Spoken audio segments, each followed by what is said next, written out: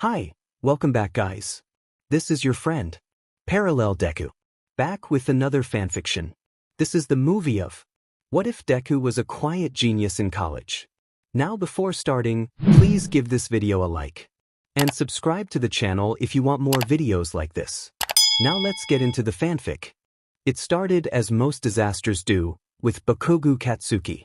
Before the green little sheet fell, before Halfie whipped his butt, before Hair for Brains, it was Bakugou under the street lamp at 1 a.m., gnats flying around in the summer air and thugs jumping him every other month or two.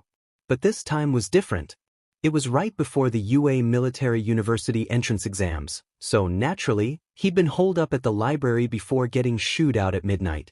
Figures nothing good ever happens after midnight. Out of the corner of his eyes he saw a thicket of good-for-nothing a-holes leaning up against the side of a brick building, and get this. Bakugou actually thought, in this rundown, vermin-infested shithole, that he could avoid them by not making eye contact. Yeah. At least before they pulled out the knives and laid him out, Bakugou held his ground and knocked a few F-airs down. He'll probably never forget the guy's wrinkly face and greasy gray hair. "Shigaraki Tamura," he said. "You fight pretty well. Why don't you join us?" He spat in his face because one, there's no way in hell he'd willingly hang around these swarmy F-airs, and two, gang involvement would be on his permanent record, and then there'd definitely be no way UA would accept him. So he got thrashed. A gash under his eye the length of Japan, a fuckton of bruises, a cracked rib he was pretty sure, and F-ed up eyeliner. If it weren't for some model citizen driving down the road in his BMW who the F drives at 1 a.m. in the morning. Then again, Bakugou can't really say for himself, he probably would have laid there for God knows how long. The guy wanted to take him to his house and treat him there, but Bakugou has had enough shady people for a night. And with that wonky dye job of his, this half-red half-white hair massacre was definitely shady. "Suit yourself," the guy shrugged, dropped him off on a more well-lit sidewalk and drove off. Call it fate, whatever, but Bakugou saw him again a week later. Once he got home, he had cleaned his wounds until he only felt like he had been run over by a medium-sized car and not a truck. 2 days later, he walked into the building where entrance exams were being held looking like a hot mess read. Mangy punk, but still managed to pass the written and physical tests with top marks, so he figured he was feeling pretty good for a guy who just got beat up and was content to forget about the whole thing. Until he met his roommate. Or actually re-met. "You're the one who got his butt kicked," Halfie commented. "And you're the a-hole with the bad dye job." He shot back because, excuse me, he did not get his butt kicked that hard. "What the F are you doing here? I didn't see you at the entrance exams." "I didn't take the entrance exams. I was scouted." Halfie murmured the last part. Translation: Daddy is rich. No wonder, no one else here could afford a FANG BMW. My dad, he has connections. Halfie's voice catches in his throat and the eye on the burnt side of his face twitches. The small, telling movement would have been missed by anyone else, but Bakugou's perceptive like that. There's a reason why Halfie's placeholder nickname was Halfie instead of FING Fryface. Bakugou's an a-hole, but not that much of an a-hole. "Whatever, Halfie." "Todoroki Shuto." "What?" "My name. Todoroki Shuto, not Halfie." Bakugou Katsuki. He shoves his hands in his pockets. Sure, half and half might be in but sometimes, but that didn't mean he was going to let him hold him down. UA didn't allow freshman roommate exchanges, something about learning to work with others and build relationships or whatever. Bakugou has a plan for his future. See, get into UA, get into the chemistry fellowship, graduate as valedictorian, and join the military as chief tactician and head scientist specializing in explosives. He wasn't about to suffer a whole year and let a FING roommate ruin his life. Bakugou ends up suffering anyway. Because the guy wasn't like Bakugou, who rose with the sun every morning. Bakugou only saw Todoroki in some of their shared afternoon classes and in the evening in their dorm. Todoroki wasn't a bad guy. Sure, he could be an ice beach sometimes, and sure, he FING cheated in Mario Kart because there is no FING way Bakugou, the king of Mario Kart, could lose in a fair game, and sure, he had weirdest temperature preferences and liked having the AC on full blast in the dead of winter, watching with his smug BSTRD face as Bakugou shivered, but he wasn't too bad of a roommate. Todoroki took care of Bakugou when he was sick, usually from the AC, which is Todoroki's fault anyway, and in return, Bakugou killed all the spiders.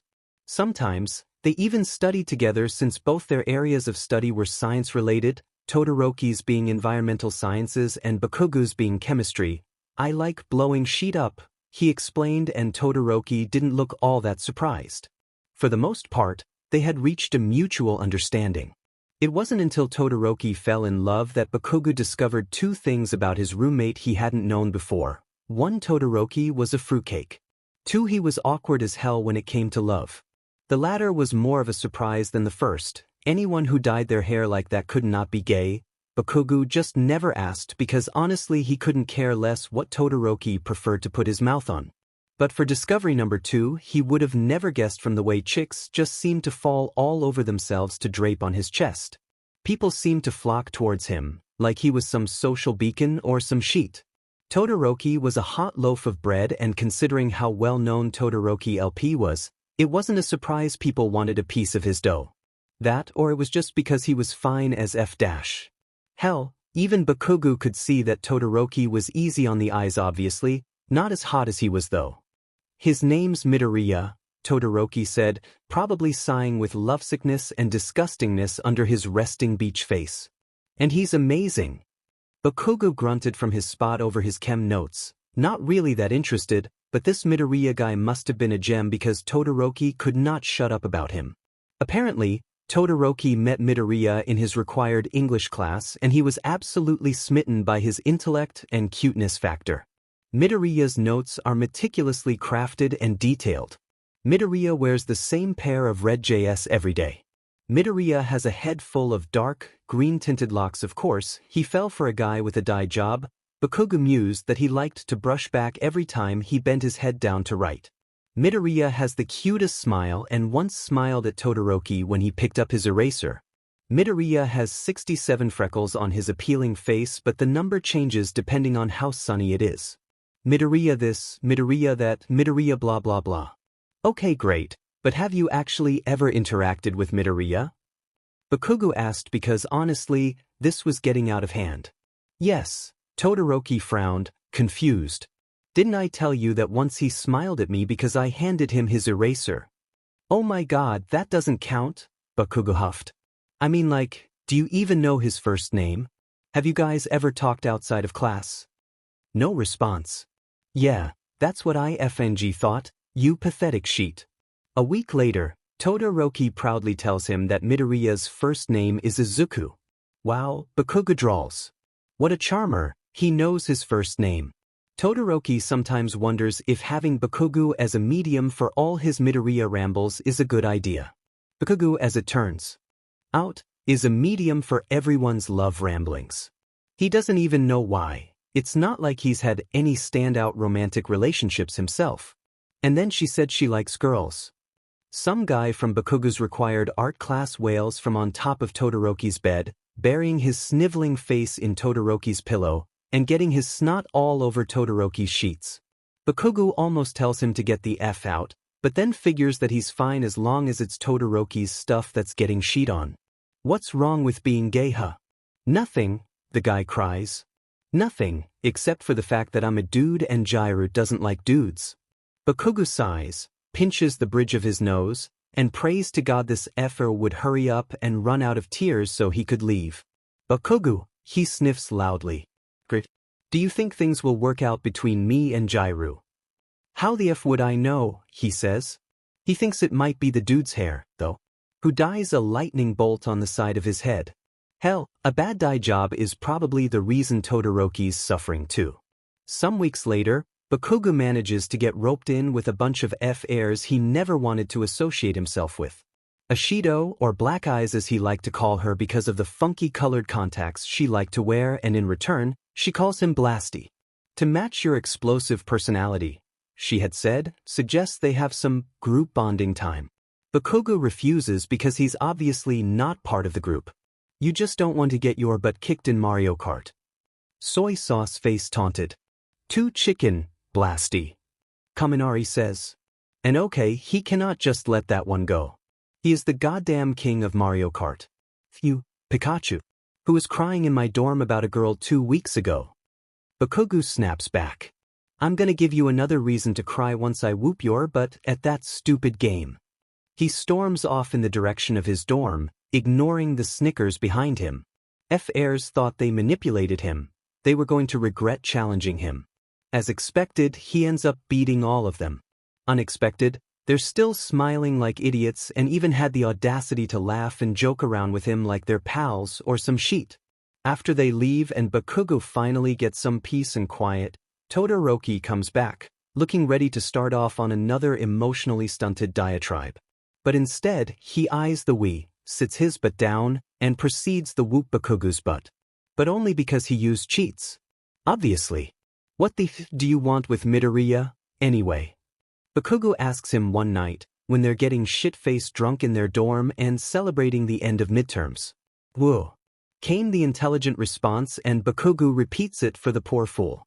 I wanna hold him and hug him and kiss him. Todoroki slurs and presses the cool glass of the beer bottle against his reddening face. And take him out on dates and bang him. Todoroki blushes and curls his knees to his chest, head down, and after a while, nods. You ever do it with anyone before? He shakes his head. Want me to teach you? Maybe it was his neglected 18-year-old energy combined with his stalled relationship with Midoriya that couldn't seem to advance past friendly classmates. Maybe it was the way Bakugou phrased the question, smooth in Todoroki's drunken mind and made with every intention to help. Maybe it was Bakugou's long, pale throat that moved with every gulp of beer he took, or the way Bakugou smiled with a mouth full of teeth, dangerous and jagged, or the way his red eyes reflected the yellow glow of the cheap butt lamp on the nightstand and made it seem like Bakugou wanted him. Maybe it was his last line that got him hook, line, sinker. Come on, I'll even let you call me Midoriya. No, Izuku. Todoroki wakes up with a necklace of bruises on his collarbone and one hell of a hangover. He forgets a lot of what happened last night, but he doesn't forget that he lost his virginity to his roommate. And one thing he won't ever forget, from the lack of pain in his butt, Bakugou bottomed. Oh my god. Bakugou, what happened? Black Eyes screams when she sees the bruises and Bakugou's limp. Baku bro. Soy sauce face hoots. Get some. Stop, he says. Just stop. Ma boi. Pikachu cups his hands around his mouth. Do he got the butt? No. Don't you effing dare. He do. Everybody within a 15-foot radius turns and snickers. Fall into a shithole and die. Todoroki can't say for sure that he regretted having SEC with his roommate. In fact, since then he's managed to talk with Midoriya more and even succeeded in becoming friends with him. They began walking to their shared English class together, sometimes even grabbing a meal afterwards.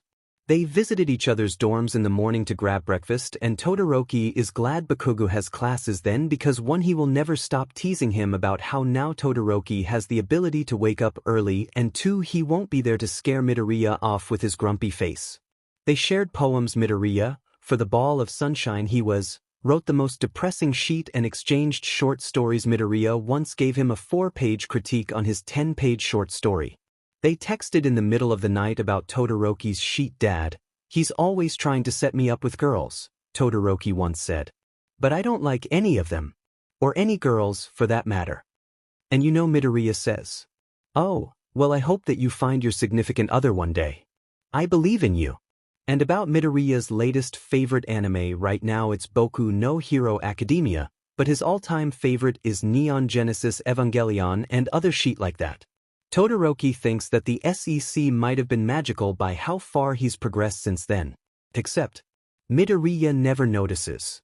Todoroki touches his shoulder, brushes a stray hair from his cheek, leads him on a path with a hand on his back, and to Midoriya, probably, they're all just friendly gestures.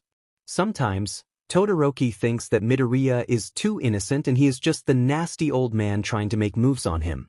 Because if Todoroki is as dense as a rock, Midoriya is a fang cement brick.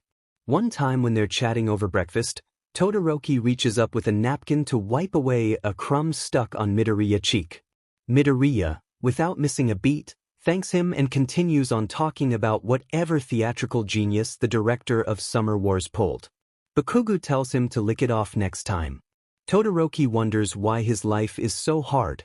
Another time when they were discussing the themes of 1984, Todoroki, in a moment of butter-like smoothness, one of his greatest achievements, directs the conversation to that of the themes of love in the novel. Midoriya mentions, "It's really sweet before they get captured when Julia and Winston actually fall in love with each other," and Todoroki practically hears the unsaid, "I wish I had someone like that." But instead of addressing that unspoken statement, Todoroki stares at him for a few seconds before humming his agreement. Later, he goes to Bakugou for a quickie. Honestly, Bakugou says from where he's laid out on the bed, naked and sweaty, "I might as well tell him for you if you never make a move." Todoroki doesn't even look up. Don't. Speaking of Bakugou, he's maintained a friends with benefits sort of relationship with him. He was good for forgets EC when Midoriya, once again, obliviously cast him in the friend zone. Bakugou was just happy he got section.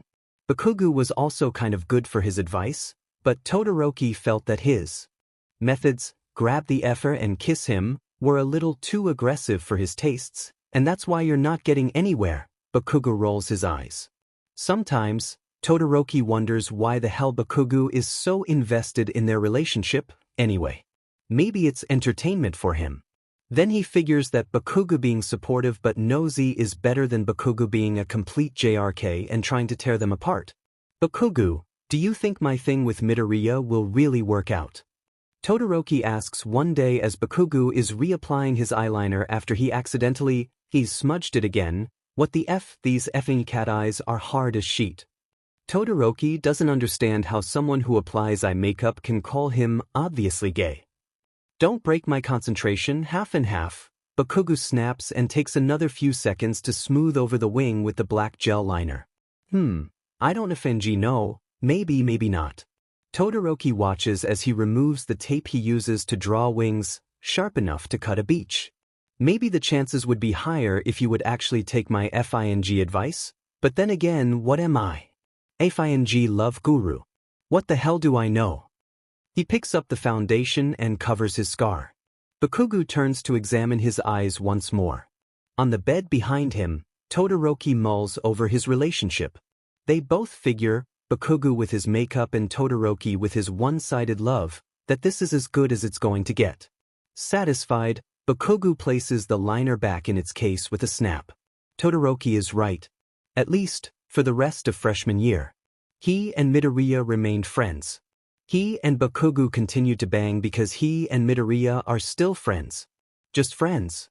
Bakugou continued to be a love guru whose advice he never took. "If you never take my advice," Bakugou complains. "Why the f don't you cry about your unfulfilled Midoriya fantasies to your other friends?"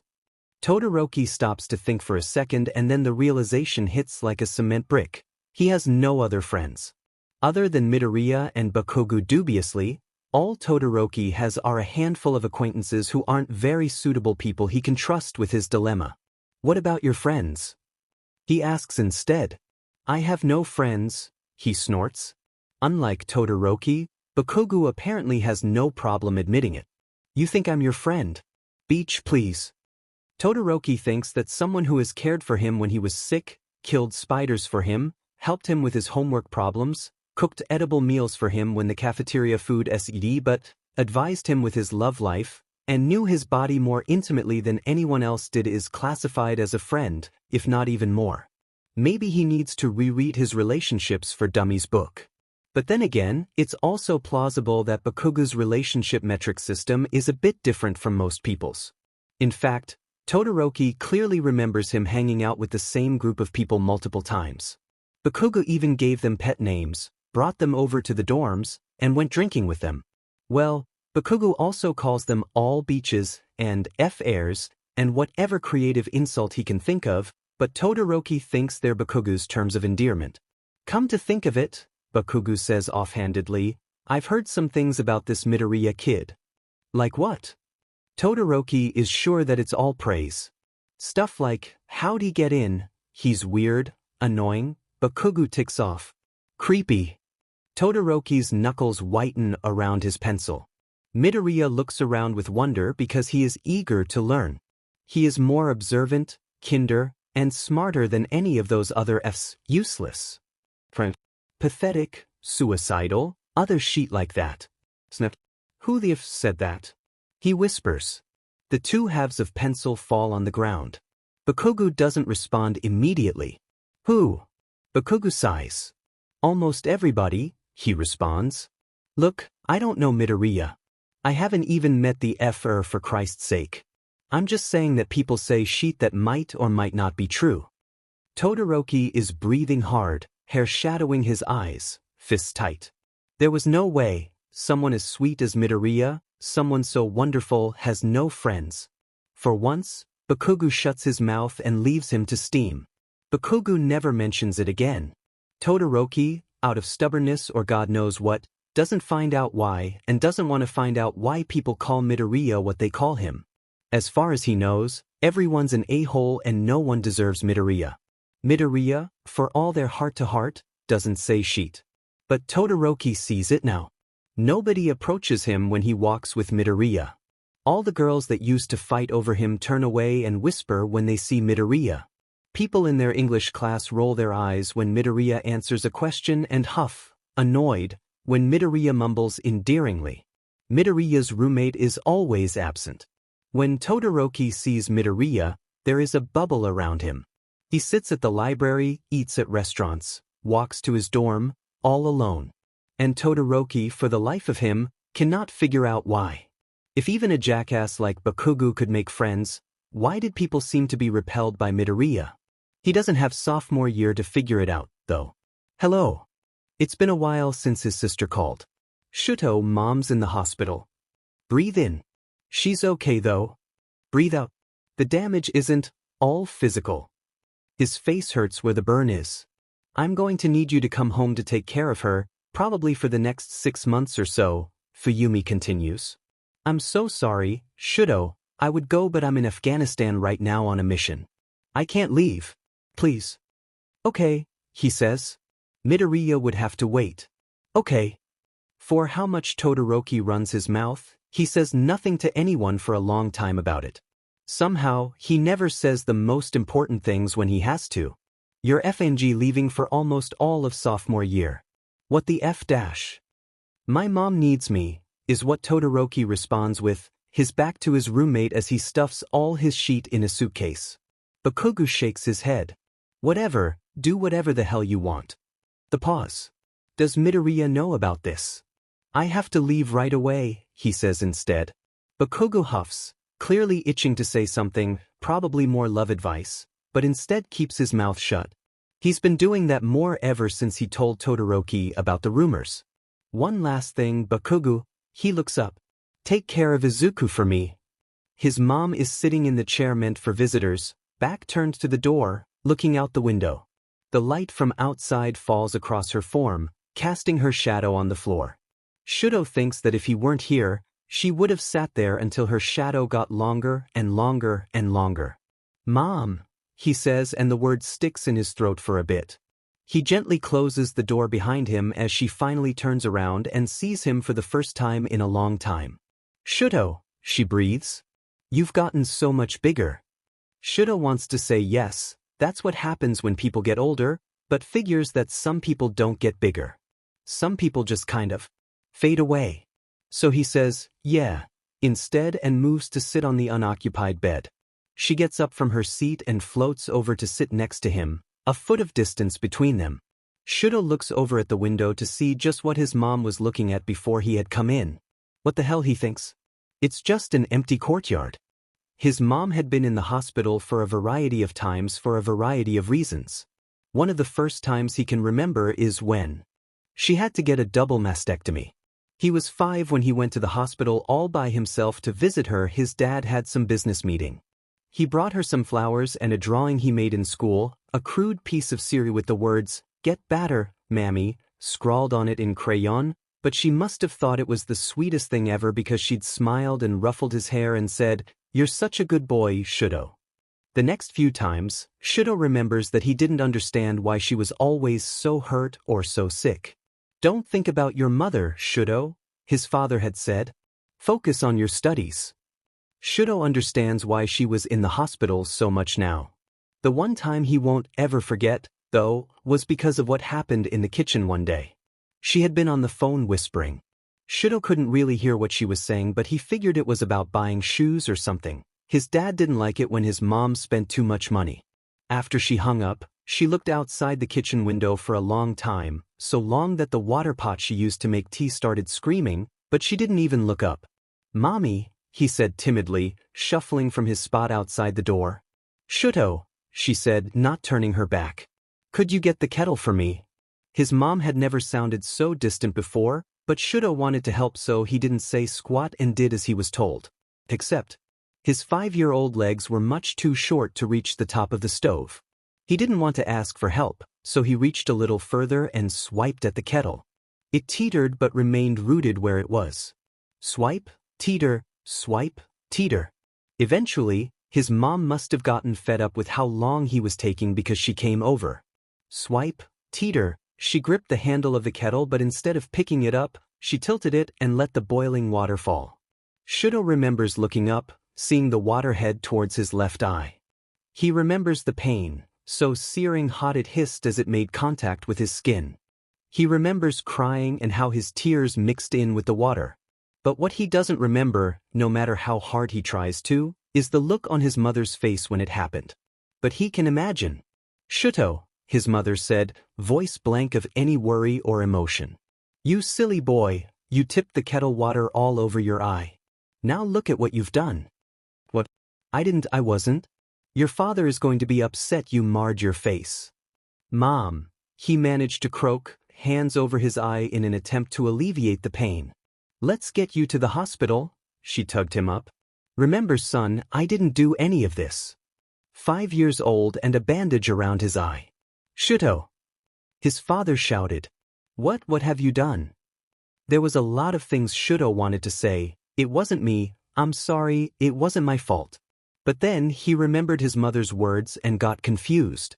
"Did I do this to myself?" He looked over to his mother sitting quietly on the couch, but she didn't speak, didn't move. Unable to muster up an answer, he stared down with his one eye at the floor so he wouldn't see his father's hand flying towards his face. "You're already 5, he shouted at his son, unmoving on the floor. "I can't have you harming yourself all the time. Think about what people will say when you get older. You are stuck with that scar for the rest of your life." 5 years old and his father beat him for the first time. You could say 5 was a transformative year for him. That night, as he was lying in bed, bruises all over his skin and a burn on his face, his mom came into his room. At first, he thought she was just going to stand there and not say anything. After all, she'd been kind of quiet the whole day. But instead, she ran as silently as she could to the side of his bed and cradled his face. "Shuto," she whispered, her voice cracking, her hands shaking from where they were on his cheeks. "I'm sorry.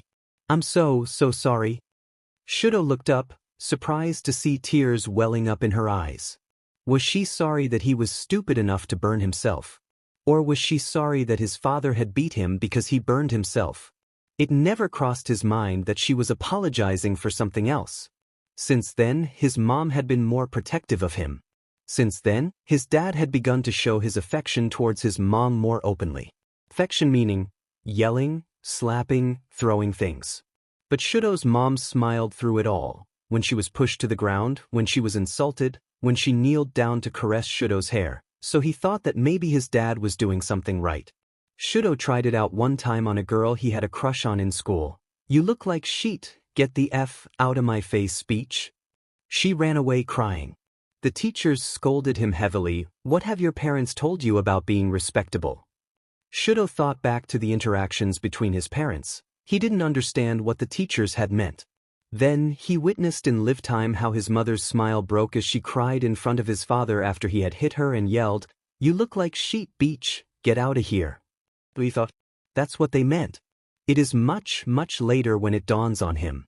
It is much later, when he sees his mom's smile from her spot on the hospital bed, through the faint wrinkles on her fadingly pretty face, through his dad's heavy hand, through her tears, that Shudo understands. His mom's smile was never meant to show weakness. Shudo is 10 when his father first tries to set him up with a girl. Momo is nice enough. She's smart and quiet and doesn't force him to do anything he doesn't want to. His dad tells him she's the kid of the CEO of Yaoyorozu Incorporated, but Shudo doesn't understand how that has any significance. Shudo tells her straight away that he has no intention of being romantically involved with her. He is relieved when she just nods and accepts. Eventually, he and Momo are comfortable enough that Momo stops shying away from him. One time, she playfully hits him on the arm. It was light, but Shudo was so surprised he almost stumbled over. He thinks back to his parents, back to his dad's hits. He pushes Momo a little harder. She laughs and nudges him back. He punches Momo in the face. "Shudo!" she cries, holding her face, tears rising in her eyes. Shudo stares at his hand. "Sorry," he says. "I'm so sorry, Momo. I didn't mean to." Momo's dad is appalled by what happened and takes her away to care for her. Shudo's dad hits him for being too violent with a lady. "Son." His father thumps him heavily on his back. "It's time you learn about starting to take over the Todoroki business." Shudo he doesn't know what the Todoroki business is or what it does, but he doesn't want to take part in it regardless. He doesn't say no. Todoroki NG of Todoroki LP spends the next 3 hours doing a mixture of teaching Shudo the basics of risk management, gloating over his achievements, and talking about the honor of the Todoroki bloodline. "What is this, Harry Potter?" Shudo thinks. "Shudo," he puts a hand on his shoulder in a gesture of seemingly fatherly love. "You are my masterpiece. You are perfect." Shudo imagines that's supposed to boost his confidence or something, but it has the opposite effect instead. He sees Fuyumi so rarely sometimes he forgets he has a sister who is more than a decade older than him. She is a spitting image of their mother, and when Fuyumi hugs her, Shudo thinks that they look like a pair of sisters. She stops in front of him and looks him up and down. "Shudo, you look like your father, so handsome." They hug and Shudo feels like he's hugging a stranger, her muscles firm underneath her army uniform. Shudo doesn't feel handsome at all. In fact, he prefers if he looked more like Fuyumi. Fuyumi stays for 2 days. During the whole time, Shudo's father doesn't say anything to her. In fact, he seems dead set on ignoring her. When it's time for her to go, "Duty calls," she says. Shudo feels sad even though he's only known her for small mouthfuls of time. She turns around right before she goes out the door. "Mom, Shudo." She smiles and hugs both of them again. She looks behind Shudo and she and their father make eye contact for the first time in her whole visit. "Dad," she acknowledges. "Get the F out of my house," he responds. "You are not my daughter, you are a failure. A failure who joined the army instead of doing something useful with your life. Get out." She tightens her lips and gets out. His father puts his hand on his shoulder. "Don't be like her. You're better than that, Shudo." But Shudo doesn't feel above her at all. He feels jealous of her. Shudo dyes his hair half red and half white. He thinks it resembles his parents' relationship in how ugly it is. His father beats him and tells him to keep his hair black when the dye fades away. His father sends him to UA Military University because it's the best and nothing but the best for my son, even though he grumbles a bit over how a quarter of its graduates became army men.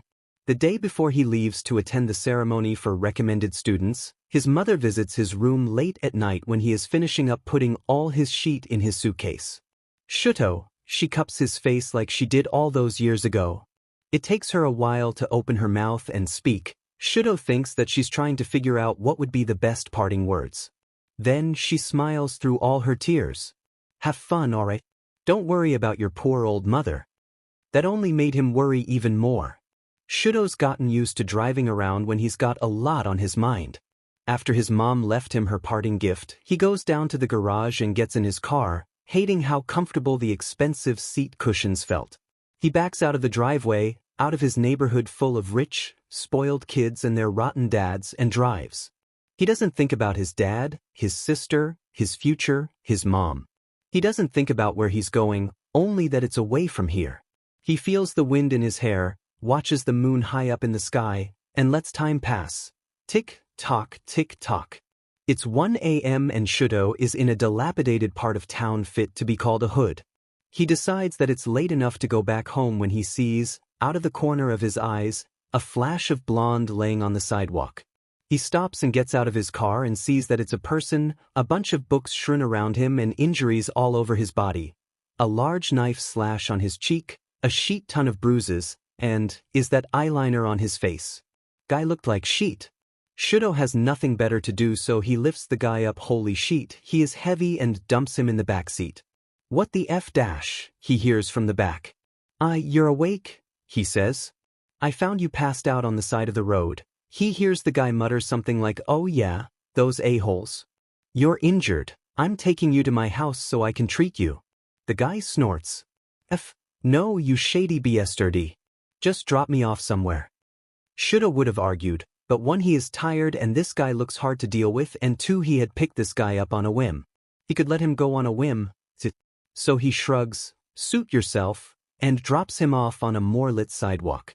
When he gets back, he sees his mom sleeping on the couch again as he dad takes up the entire MSTR bed. He carries her to his own bed and marvels at how light she is compared to the punk he struggled to lift to his car. He smooths her bangs out, feeling like he's the parent and she's the child, and sighs. Home sweet home. Bakugou Katsuki is his name. Shudo sees how irritated he looks when he tells him that he got in with official recommendations. He thinks back to the last week, to the books strewn around the blonde on the sidewalk, and realizes that this punk was up studying his butt off to get into this school when he just had to flash around his last name. A new wave of hate for his dad surged through him, and Shudo tries to suppress it. The guy scoffs, whatever, Halfie. Todoroki Shudo, he introduces himself. Not Halfie. This guy isn't, but he thinks. But he's infinitely better than some other people I know. When it comes to declare majors, Todoroki puts down environmental science because one, he can spite his father by putting down anything else other than financial engineering or quantitative analysis, and two, his mother always smiled when he brought her flowers in the hospital. Midoriya Izuku is his name. Well, Todoroki discovers Midoriya's first name a month later, but that doesn't matter. Todoroki meets Izuku in English class and he is an angel. Good morning, Todoroki, he beams. His face is smooth of any blemishes, like, let's say, a big butt burn that covers a quarter of his face, and Todoroki can count every freckle on his tan face. He has 67 of them. Play it cool, play it cool. Morning, he says quietly, face as still as stone. Excellent. Midoriya, if possible, shines even brighter when he gets a response. He's never had anyone shoot him a smile like that before.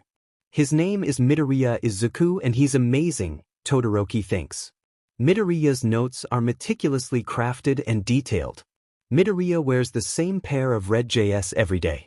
Midoriya has a head full of dark, green-tinted locks that he liked to brush back every time he bent his head down to write.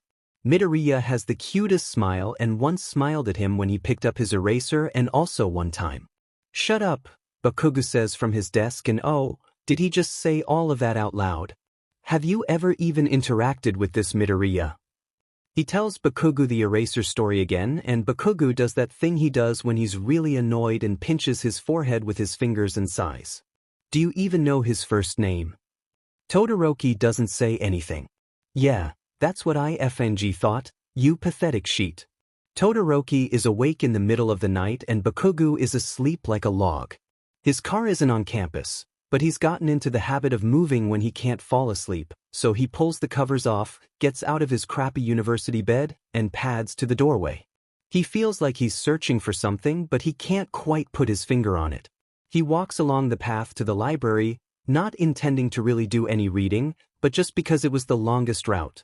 The campus is quiet, the sky is dark, the stars are dim, his breath frosts in the air. As expected, no one is awake at 4 a.m. who would be. Ah, Todoroki, good evening. Apparently Midoriya would, and Todoroki nearly jumps out of his skin. Midoriya looks oddly out of breath, bags under his eyes, walking sluggishly. Maybe Todoroki didn't notice him because he thought he was a FING zombie, not a person. Midoriya, what are you doing up so late? Oh, I was studying chemistry, Midoriya said sheepishly, scratching the back of his head. Todoroki tilted his head. You don't take chem? Just thought it'd be interesting. If you don't mind me asking, Todoroki, why are you up so late? Todoroki bites the inside of his cheek. I couldn't sleep. Oh, okay. I get that, too. Well, I hope you feel better soon, Todoroki. Don't stay up too late. With that, Midoriya shoots him another smile and rushes past him, leaving Todoroki to look at his back. He ends up pulling an all-night. It takes 2 weeks of continuous run-ins with Midoriya, 3 of which happened in the dead of night, for Todoroki to figure it out. He could be having a good day, when Bakugou was being less obnoxious and he managed to get a full night's sleep, and seeing Midoriya would make it better. But it was when he was having a bad day, when there was a lot crushing on his mind, that seeing Midoriya in the hallway, in the library, in class, somehow made all the difference. Unconsciously or not, he would search for it, sometimes as seen before, in the middle of the goddamn night. It was Midoriya's smile, unlike his mother's, unlike his sheet dad's. It said he was happy to see him. Him, a piece of sheet. But Midoriya must have had a boatload of smiles, because he continued to give him one every time they happened to meet. If only he knew how his smile had become Todoroki's hero. If only he knew how he had saved Todoroki. Shuto, someone drapes over his arm. Why are you always so busy? You never have time for us anymore. Todoroki can't remember when he ever hung out with this girl, nor does he remember ever telling her his name. Todoroki is busy wondering why the hell this thing is on his arm, so she mistakenly construes his silence as tacit agreement. Then he sees Midoriya. Great, an escape. He moves to wave him over, but Midoriya looks at him quickly and then ducks away. Todoroki doesn't know why, and he immediately goes over his relationships for dummies checklist. Is his hair messed up?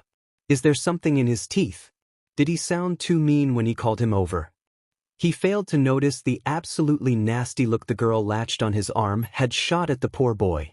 Todoroki is sitting on his bed, thinking about what happened and just about Midoriya in general. Oh my god, Bakugou groans from his desk. Oh, was he speaking out loud again? Yes. Some of us actually have work to do, Bakugou hisses. Which means, I don't have time to effing listen to you spout shit all the time. Sorry, Bakugou. Bakugou rolls his eyes. Shut the F up and just admit you're in love with Midoriya already. Yeah, don't think I don't know, you're a sheet liar, Halfie. I wasn't lying. Bakugou stares at him for a long time, and for a second, Todoroki thinks that he'll just give up, but Bakugou never makes things easy. Midoriya is literally all you talk about. You hang out with him almost every FING day. Hell, you see him more than you see me. You've been moping around for an hour wondering if he didn't come say, hi, because your breath smelled. And you dare tell me I'm wrong. F it. Bakugou turns his back to him and starts scribbling in his notebook furiously, ending the discussion. Todoroki mulls over his words for a few minutes before it dawns on him. Bakugou is right. Demonstrate I am. Turns out Bakugou actually has a lot of time to listen to Todoroki spout shit. He even takes it upon himself to act as Todoroki's personal love guru. And even though Todoroki never takes his advice, Todoroki learns a lot of things about him. 1 Bakugou is right and 2 Bakugou is left. Discovery number 1 makes its appearance all the time. Bakugou is right about Todoroki's SXL orientation, about why his relationship with Midoriya has hit a plateau, about the answers on the chem test. Discovery number 2 is a direct result from discovery #it happens when the two of them are getting drunk in their dorm after midterms. Bakugou asks about Midoriya and what he wants to do with him, and Todoroki's answer has never been so clear. But the thing is, Midoriya doesn't seem to want him, but Bakugou does. Midoriya isn't there, but Bakugou is. Bakugou is left. Bakugou's good-looking, not in that angelic way Midoriya is, but who is Todoroki to pick and choose? He takes what he can get. Todoroki learns things from Bakugou too. 1 that he, Todoroki, is gay, and 2 that Midoriya is not perfect.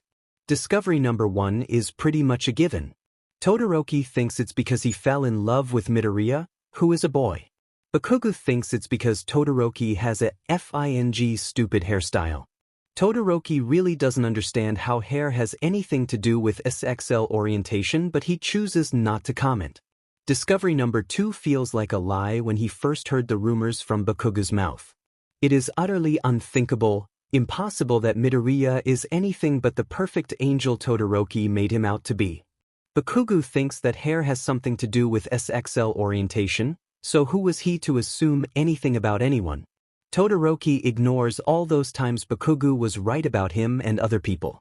He ignores how Bakugou is basically the smartest kid in their whole grade. So he snaps his pencils and refuses to believe it, even though after the conversation he begins to see the hard evidence everywhere around him. Say it 5 times fast and it's true, right? Bakugou quips and then takes his own advice and shuts the F up when Todoroki shoots him a glare. Discovery number 2 feels like a lie, but it's FING true. Todoroki will later find out and accept. But freshman year, when he is surrounded by proof but also by the shining beacon that is Midoriya, he cannot decide which is the truth. Midoriya's smile or everyone else's frowns. It wasn't a hard decision to make. Fuyumi calls him and tells Todoroki that he has to leave for all of his sophomore year to care for his mother. Todoroki feels a sort of odd, yet justifiable annoyance rise up in his chest. He is Midoriya now. He is finally somewhat happy and now he has to dive back into what made him so. But then he thinks of his mother, of her sad little acceptance when she let him go to UA and leave her all alone with his dad. He instantly feels guilty. Okay, he says into the speaker. Okay. So here he is, one hand on his mother's back, the other tilting a cool glass of water into her mouth. It is the dead of the night and Todoroki is caring for his mother after she woke up screaming. Shuto, she smiles softly with cracked lips.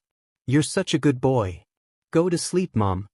He lays her down on the bed, slowly, gently. They don't talk about his dad and her husband. They don't talk about her suicide attempt. Not yet. Todoroki turns off the lights, closes the door behind him, and sighs. It is 1 a.m. here but it is 9 p.m. in Afghanistan, so he supposes that's why Fuyumi chooses to Skype him now of all times. Hey, sorry about the time. Her face appears on his phone screen, the only bright thing in his room. I finally got some free time so I figured I'd check up on you. Ah. I'm surprised you're still awake, Fuyumi says. Did Mom have another nightmare? He nods. Ah. They talk for a while, not about Mom or Dad, but about Fuyumi's mission, which is confidential, so they can't really say much, anyway, about what UA was like, about what friends he's made. I've made 2, he says, thinking about Bakugou and Midoriya. They're interesting. Fuyumi laughs and Todoroki feels himself relax into the conversation. It's 3 a.m. where Todoroki is and 11 p.m. where Fuyumi is, and they both figure that it's late enough. It seems like you're doing just fine. Take care of Mom or... All right, he promises sleepily and moves to end the call. Oh, Shuto, she says. I didn't tell you this before, but your smile looks a lot like Mom's. When Todoroki ends the call, his sleepiness is gone. He stares up at his ceiling and strains to listen to his mom's even breathing in the room next door. He counts her breaths in time with the sound of the clock ticking away as time passed. Tick, tock, tick, tock. Midoriya Izuku was boring. If he were a bagel, he'd be plain. If he were an ice cream flavor, he'd be vanilla.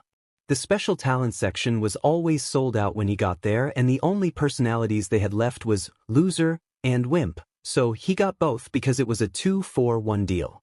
But at least this boring sack of potatoes could help serve to relieve the boredom of other people's lives.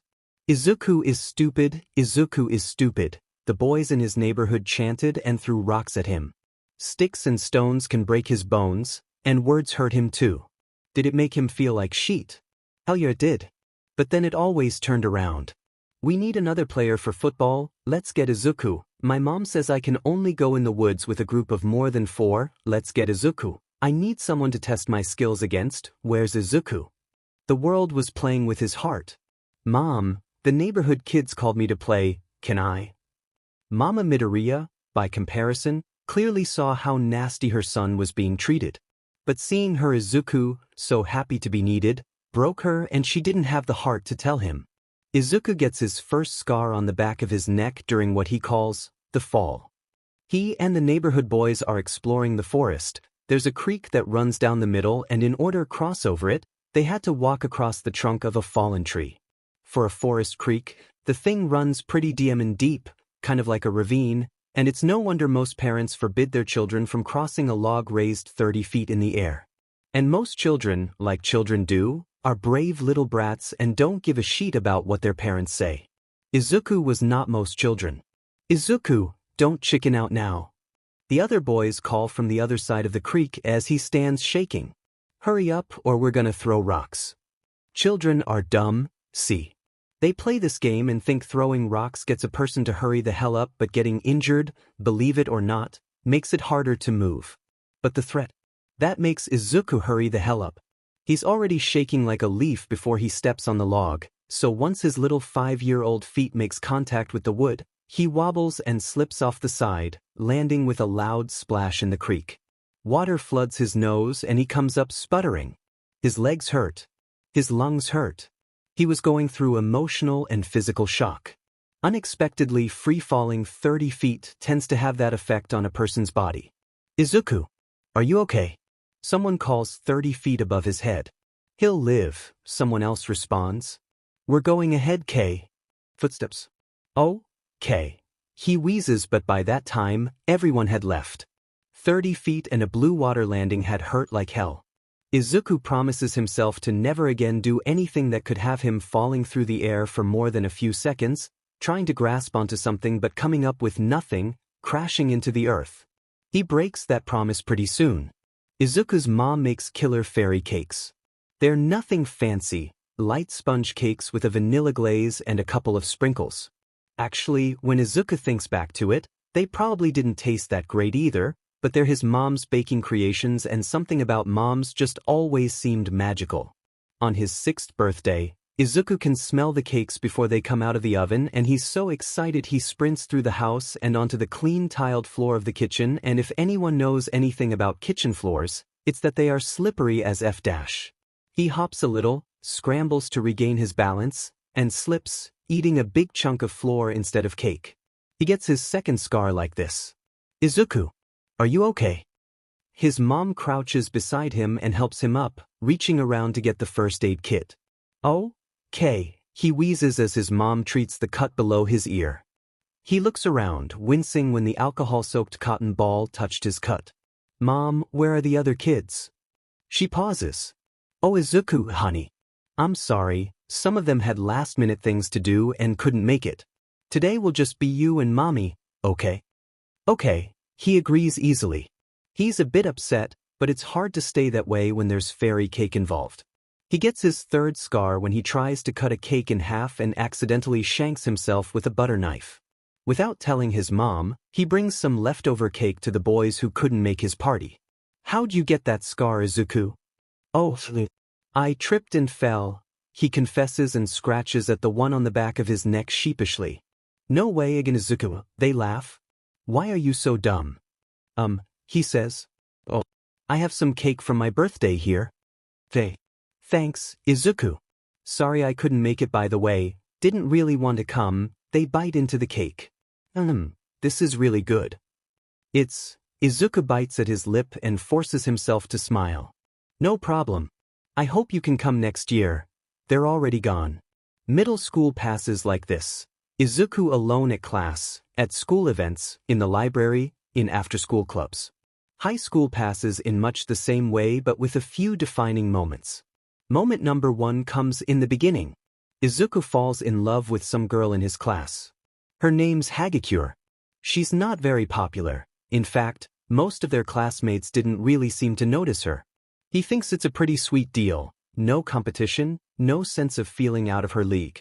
He can ask her out and they'll be pretty happy together. Hagakure, he calls after class as she's walking away. Hagakure's pretty dim and fast, and he has to do his little scramble run to catch up to her.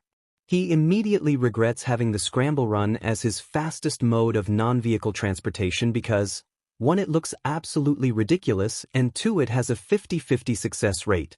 Failure meant face-planting into the dirt. And during this crucial, memorable, defining moment in his teenage years, the moment of mustering up the courage to confess to a girl, what does he do? He face-plants into the dirt. Oh my god, Izuku. Are you okay? Hagakure turns around to help him and well, at least he got her to stop walking. Oh, He wheezes. He's way too embarrassed to lift his face from the dirt, much less confess to her, so he lets her make sure he's actually okay before leaving. He sits up and facepalms his dirty, already throbbing face, wondering why life is so hard. Moment number 2 comes in the form of high school career surveys. What do you want to be? How about you, Midoriya? A doctor or a soldier, you say? But I want to be useful, he replies, and everyone around him smiles and laughs. I'm bored, a classmate whines as he's packing up to go home. Hey, Izuku, you want to be useful, right? He nods. Go jump off the building then. Do a flip and pray you'll be more useful in your next life. He just instigated suicide, Izuku thinks. Think before you speak. I have to do something. Was all his stupid mouth could say. Did friends seriously tell each other to die? He had to do something. So he did. He jumped. By some FANG miracle, he emerged alive but with 2 gash-like scars on 2 broken arms. What were you thinking? His mother sobbed into the hospital bed sheets. When she asked, he didn't really know. It took a long time before he understood why himself. No one except his mother visited him in the hospital, so he spent most of his time watching TV. He binged on anime, Neon Genesis Evangelion in particular. He watched as Shinji was labeled as a coward who was only useful when he piloted the Evangelion. Sometimes, he didn't even want to pilot, choosing his own feelings over the world. Izuku thought Shinji was really pathetic. And so, high school passes like this. Izuku alone at class, at school events, at parties, in the library, in after-school clubs. Izuku alone in his neighborhood, in his room, on the couch, at home. Mom, I don't. He says one day from his spot in front of the TV, not really paying attention to the sitcom. He says this not because he has something to say, but because he has to say something. I don't know what to do with my life. Well, if there's one thing he learned from the last incident, it's, at least don't jump off a building. Oh Izuku, his mom drops the bowl of mashed potatoes and hugs him. Izuku can tell, from the cushion of her belly and the weight of her arms, that she's been stress-eating again. I'm so sorry, she sobs like she's the one who doesn't know what to do with herself. Keep trying. There's probably a meme somewhere, when I don't expect anything but am still disappointed. He didn't expect much advice, but he's still disappointed. His life changed when he met Toshinori Yagi, All Might, one of the greatest Japanese-American army generals in history. Well, okay, so he doesn't really meet him personally. Toshinori was recruiting for the UA Military University, so he was speaking to the whole Diamond High School about applying. What is it, my boy? Toshinori asked when Midoriya asked to talk to him in private. I'm just asking for a friend, but, if, let's say, he nervously liked his lips. Let's say someone has no special talents, is not very athletic or naturally smart. Can he still get into UA? Toshinori didn't say anything for a while and Midoriya felt his heart deflate. It's okay, it wasn't like he was expecting much anyway. He jumped when Toshinori's hand fell heavy on his shoulder. I sincerely doubt that, but how about you apply and see what happens? Midoriya didn't even correct him that it's his friend who has this issue, not him. Summer before university, Midoriya fell in love. He worked his butt off for entrance exams and came to the UA testing center looking like he only got 1 hour of sleep because that's exactly happened. He looked around, clean, proper, muscled teens everywhere. He had never seen a room filled with so many perfect people. The door opened and the last person to arrive entered and Midoriya's eyes just about fell out of his skull. Matted ash blonde hair, bruises on every uncovered inch of skin, a white bandage under his eye and on his cheek. The guy was chock full of scars. He must have noticed people looking because he barked out, "The F, are you staring at her?" And everyone hurriedly turned their attention elsewhere. Later, he hears that the dude was jumped 2 nights ago, and where any normal punk might have gotten killed, he actually fought them off. If that wasn't badass, Midoriya didn't know what the hell was. The guy was a force to be reckoned with. 15 minutes before the timer went off to signal the end of the written test, he handed it in, the first one done. During the push-up test, he was the last one on the ground. Pump, pump, pump until the proctor figured he was strong enough, so just stop. The mile run, 6 minutes 47 seconds, And this was the guy who limped through the doorway. Midoriya barely made it under 9 minutes, arms weak, legs spaghetti, and that's a record for him. This guy, no doubt, was amazing. He was everything Midoriya wasn't. Another FANG miracle and Midoriya is at the UA opening ceremony for those who tested in. In the acceptance letter, it said something about his relentless drive and spirit, so he figured they must have seen how pathetic he was and took pity on him. The teacher, "Call me Midnight," she winked, yelled for the freshman representative to take the stage. Bakugou Katsuki. Midoriya practically glowed with admiration for the beat-up guy looking significantly more healed, now stalking up the stage to give a brief, blunt speech that basically summed up to, "I'm going to be number one." Everyone around him jeered and shouted, but Midoriya didn't once doubt his words. Midoriya registers as a pre-med student with a minor in English and no extra gym classes because his athletics are absolute garbage. Later, he learns that Bakugou is a chemistry major. He signs up for chemistry classes in hopes of meeting him, but ends up getting a class at a different time. He tries to stay positive. This was a new school and he could make new, real friends. What he doesn't account for, however, was that one of his childhood tormentors also got accepted into UA. "Hi, I'm Midoriya." Enthusiastic, big smile, warm handshake. All the boxes in the How to Make Friends section in his Relationships for Dummies book were checked off. His roommate looks at him, expression indiscernible, and turns away. He tries again with other people, same reaction. Did he need to reread the book? Then he understands why. Isn't that the kid who tried committing suicide in high school? I don't want to be part of that drama. How'd he even get accepted? His mumbling is so annoying. He's kinda pathetic. He stops trying to make friends. "Hi, I'm Todoroki Shudo." Enthusiastic, big smile, warm handshake. Well, Midoriya thinks he can work on the enthusiastic part a bit more. Guy had a permanent poker face. "Let's be friends." "Okay," he says, stunned. "Okay." Todoroki's a weird guy. Half his hair is white and half is red. On the left side of his face is a large, aged burn scar. Midoriya's arms itch in response.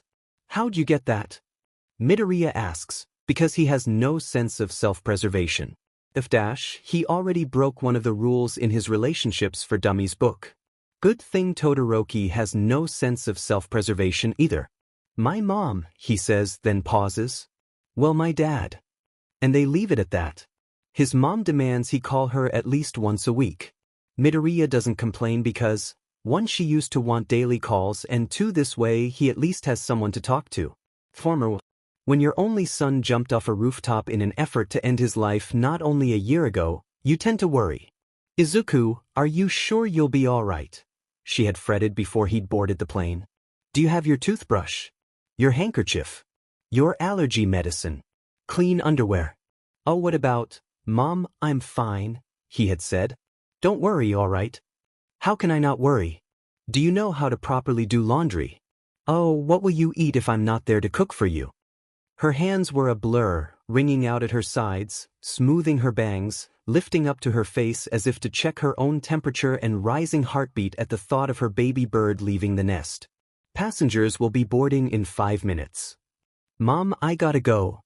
Okay, she closed her eyes, breathed out, opened them and looked at Izuku for the last time in possibly a long time, taking in how his hair had grown out, how tall he's grown, how his cheeks had gained more freckles, how his eyes looked a bit greener, how it seemed only like yesterday he was 5 years old and playing with action figures.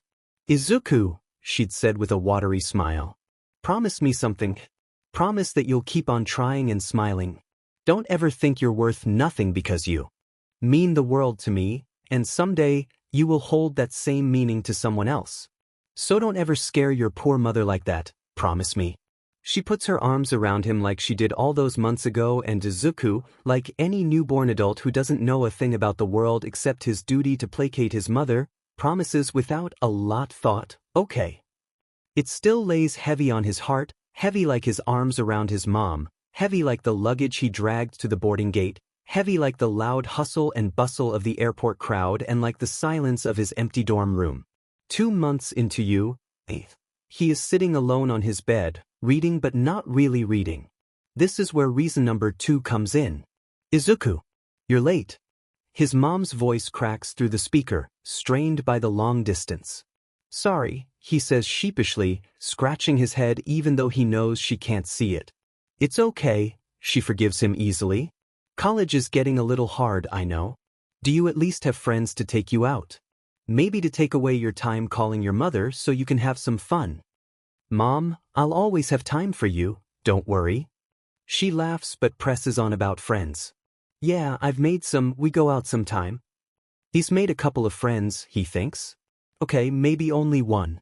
At least, he thinks Todoroki is his friend. It's pretty hard to tell when Todoroki barely responds to him and doesn't know his name. But Todoroki doesn't outright shun him, so he counts that as a win. And going out, well, technically getting out of bed to go to class and greeting someone by the door counts, right? Oh great. Izuku, I'm so proud of you, she says like most people don't make friends all the DMN time.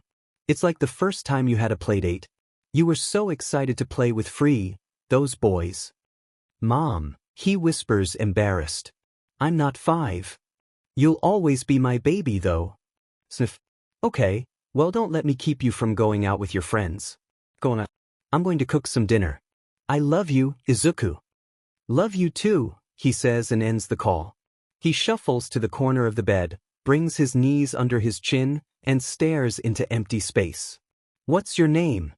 Todoroki asks, finally, after a month of knowing him. Your first name. Izuku. Midoriya watches as Todoroki smiles a self-satisfactory smile, puffs, and walks away, seemingly with new purpose. When Midoriya finds out that Todoroki's roommate is Bakugou Katsuki, he almost flips his sheet, he's so excited.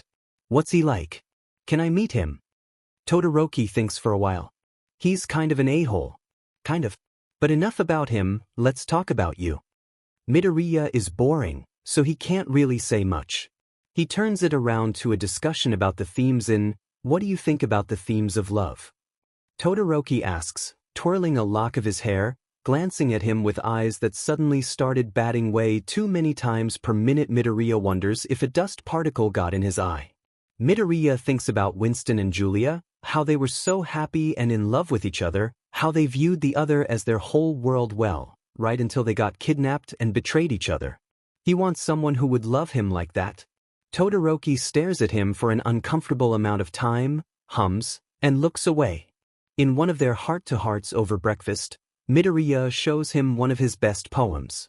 He writes whatever the hell he wants these days, just fills up 13 journals with poems, essays, class notes, and people watching profiles. He has a whole journal dedicated to Bakugou Katsuki, information gathered from snippets of conversations and when he just happens to see him in a public space. By chance. Not that he was stalking him or anything. Midoriya thinks that the poem is a deep reflection of himself, meaning it is full of self-loathing, listlessness, and generally dull prose. Todoroki gives him one of his Todoroki stares and Midoriya thinks that maybe the poem isn't to his fancy. He hurriedly changes the topic to the brilliant directing of Summer Wars. Todoroki listens without really listening. Halfway through Midoriya's rambling, he lifts a napkin up to gently wipe away at a scone crumb on his cheek. Relationships for Dummies tells him to say thanks when someone does something nice for him. Midoriya, are your arms itchy? Todoroki asks. Want me to bring you some ointment? Oh no, don't go through all that trouble. Midoriya brings his hands up, waving them in front of his face like he could bat away Todoroki's suggestion. It's no problem. I have some that I always use for my burn. Scars itch a lot. No, seriously. Midoriya insists and is glad he's wearing long sleeves. Just a bug bite, that's all. Todoroki's eyes fall to his arms, as if trying to unlock X-ray vision to see through Midoriya's black long sleeve. If you say so. Yeah, really it's fine. Midoriya's scratching hands move from his arms to the back of his head. He refrains from scratching his scars the whole time he's talking to Todoroki, but man, do they itch? He and Todoroki in English class. He and Todoroki at the library. He and Todoroki at the cafe. He and Todoroki in Todoroki and Bakugou's dorm. He and Todoroki where before it was only him. Todoroki is weird, but he's a good person. He walks with Izuku every chance he gets, has breakfast and lunch with him almost every day, isn't annoyed by anything he does, texts him about his personal issues, and is genuinely interested in what Izuku has to say. It's touching. Especially when Todoroki is doing all of this at the expense of his own reputation. He's cool, smart, handsome. He could be doing so much better, making friends with people better than Izuku. Midoriya expects him to be by every day, to open his two-toned eyes, to look at the girls draping themselves on his chest and the boys who stare enviously at his back, and to think, the F am I doing with this loser? Surprise, Mothaf, he's still here. Midoriya thinks that Todoroki is dense like a FING cement brick, but if he doesn't realize he could be so much better off, if he actually wants to spend time with Midoriya, then Midoriya will selfishly let him. He and Todoroki in a bubble. He and a bunch of said girls behind the dorm buildings. You think you can hang around him all the time, loser? Let me tell you this, Shudo is just too nice to tell you, so allow me, lay. The F dash. He and a bunch of bruises underneath his clothes. At least they didn't throw rocks at him. One of the givens of being accepted into UA was that almost everyone, even the chicks who just gossiped and caked their faces every day, is built. Pro tip, don't PSS anyone off. F dash, he already broke that rule. Is there anyone you like, Midoriya? Todoroki asks one day. Bakugou. No one really. Todoroki hums, clearly dissatisfied. Are you sure? I don't like girls that way, you know. My sheet dad always tries to set me up with them. But he doesn't know I like boys. Boys? Oh, I hope you find your significant other one day. I believe in you. Actually, I like someone, you know, he continues. It's a boy. Because I'm gay, you know. Midoriya knows, both that Todoroki likes someone and that he's gay. The latter, because he never failed to constantly remind him. The former, because he had seen the bruises when Todoroki bends down low enough, suspiciously in the shape of teeth marks, modeled over the skin of his collarbone. Who is it? He humors him because this is Todoroki's favorite subject. I spend a lot of time with this person. A lot of time. Probably the person I see the most. Midoriya's heart beats faster. It can't be. Bakugou. Todoroki is Bakugou's roommate, so of course he would see him a lot. It makes so much sense now, why Todoroki won't let them meet, why Todoroki only lets Midoriya in his dorm when Bakugou is at the gym or in class. He wants Bakugou all for himself. Oh, he said, trying not to sound too dejected. If he and Todoroki liked the same person, then not only would his chances of interacting with Bakugou be even more dismal, but his relationship with his friend might also shatter. He would be alone again. That's great, Todoroki. I'm happy for you. Todoroki stares at him again, presses his lips together in a thin line, and looks away. Midoriya doesn't know why. Do he got the butt? Midoriya looks to see Kaminari Denki and a bunch of his friends surrounding a very embarrassed-looking Bakugou. He do. Fall into a shithole and die, he hears Bakugou growl. Well, that settles it. Bakugou is like a train on one set of tracks. He walks fast and keeps his eyes forward, on his destination. Midoriya is lucky enough to pass by Bakugou every night. Not that Bakugou notices him or anything. The gym and pre-med buildings are right across from each other, so if any dumbass stretches a muscle from trying to deadlift 15 pounds above his limit, he can get help. Stat. He could probably write a poem about two ships passing in the night, never interacting. Sounds pathetic, he knows, but how much lower could he sink? Honestly. Todoroki parks his butt in the seat next to him and sighs exaggeratedly loud. So, Midoriya asks because it's the right thing to do, what's wrong?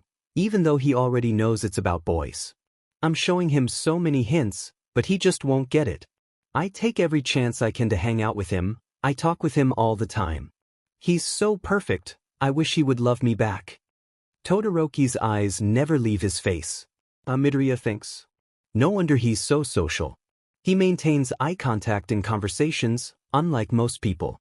But because Midoriya knows shit about relationships other than what Relationships for Dummies tells him, he doesn't offer any advice but, keep trying, I'm sure it'll work out. He instantly feels like a bad friend after saying it. Todoroki is struggling here, mouth agape and waiting for a more useful response, and he says, like some dumbass who clearly doesn't understand, to keep trying. He can feel Todoroki's disappointment. He doesn't see Todoroki for a few days. Then a few weeks. Summer rolls by and the new school year is starting and still no Todoroki. He seems to have suddenly up and disappeared. Against his will, Midoriya flashes back to one of their previous conversations, remembering how frustrated Todoroki had looked. Maybe he finally got fed up.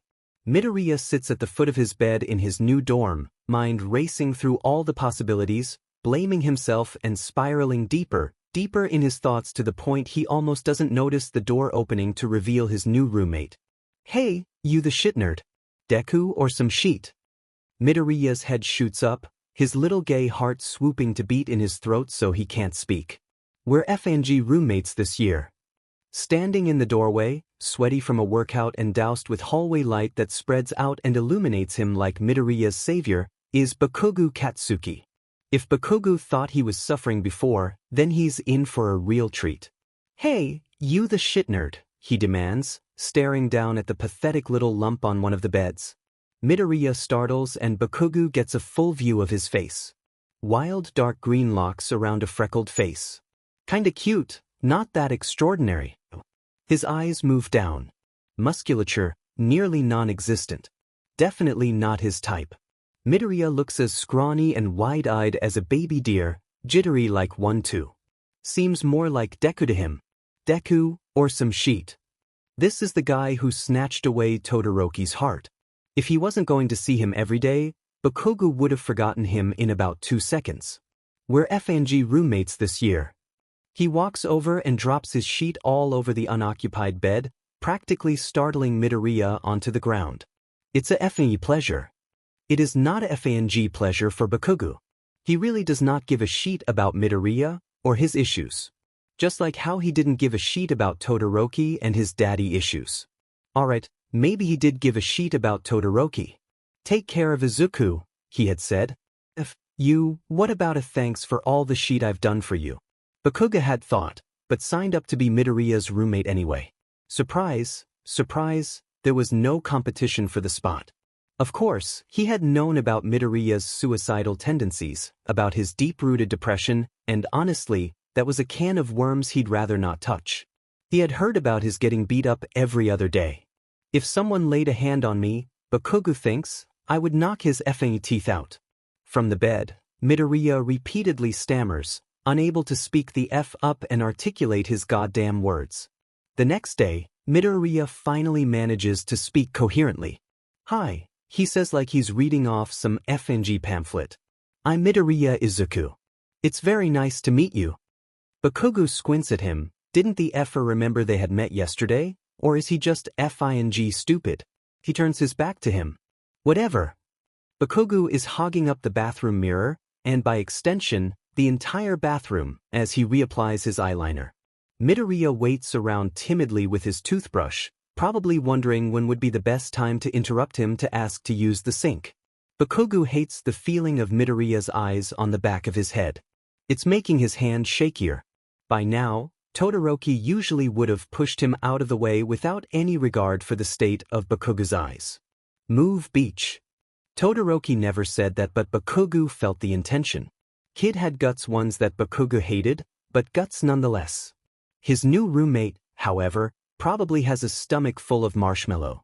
If you want something, Bakugou caps his liner, then he say so. He pushes Midoriya into the bathroom as he walks past. FING Deku.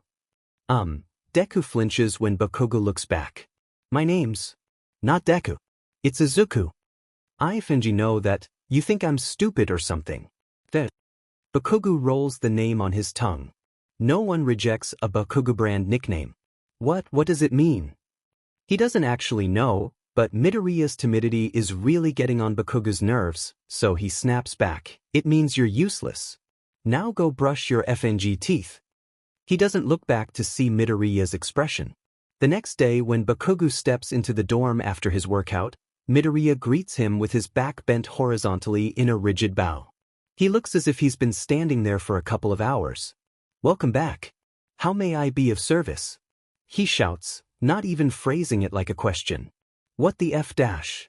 I want to be useful to you. He continues yelling, and Bakugou swears he hears their neighbor's footsteps down the hall, wondering why the hell someone is yelling so loudly. Before Bakugou can tell him to pipe the F down, a knock. Pipe the F down. They yell at him, and nobody talks to Bakugou Katsuki like that. Bakugou's prided himself on the fact that he doesn't need to pull out the big guns when his words alone are sharp enough to cut someone down. Also, he glowers down at the poor, stammering mess. Don't iffy talk about Deku like that. And slams the door in his face. Because it looks bad if the people he's associated with get treated like shit by anyone other than him. Oh yeah, and also because Todoroki asked him to take care of the nerd. Bakugou turns around. Deku, you want to be useful, right? Speak the f up for yourself. Deku's whole face lights up like a Christmas tree, and he opens his mouth, probably to spew some shit about Bakugou being his lord and savior, which Bakugou already knows. Thanks, Kaken.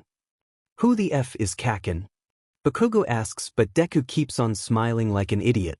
Actually, don't talk. Sit down and shut the F up.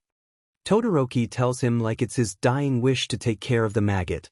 Fine, Bakugou's going to care for him, till he's a puddle of BLD. Todoroki. Hey, how's it going, Midoriya? Hi, Todoroki. I'm pretty good. How are you, Todoroki? How's Bakugou treating you, Midoriya? Really well. It was kinda rough at first, but he's a real nice guy, Todoroki. Todoroki. It's okay, you can just say he's an a-hole. I won't tell Midoriya. Well, kind of. He curses and yells a lot. Midoriya. Yesterday he made a guy cry. But he means well, Midoriya. Most of the time, Todoroki. Yeah, one day, as Bakugou's cleaning up, he finds Deku's copy of Relationships for Dummies and scoffs. No wonder he sounded like he was reading from a script when he introduced himself. No wonder Todoroki couldn't get past the friend zone. They followed that FING book way too literally. But even more golden, Bakugou finds Deku's journals. All 13 of them. He knows Deku writes all his personal shit in there. Reading them would be a total invasion of privacy. So does Bakugou read them? Hell yeah, he does. Deku relaxed a whole lot more after the incident, so much so he actually showed some personality. Bakugou learns 2 things about Deku he didn't know before. 1, Deku is a nerd with a capital N, and 2, Deku talks like he has everything in the world to talk about. And despite Bakugou's best efforts to get him to shut the F up, Deku does not shut up. The former, Bakugou supposes he should have seen it. Bakugou called Deku a shit nerd the he first time saw him, but he didn't know the guy was literally a shit nerd. Bakugou is usually out most of the time, what with research, studying, and training, so the most he sees of Deku for about a month is a lump under his bedsheets, watching anime.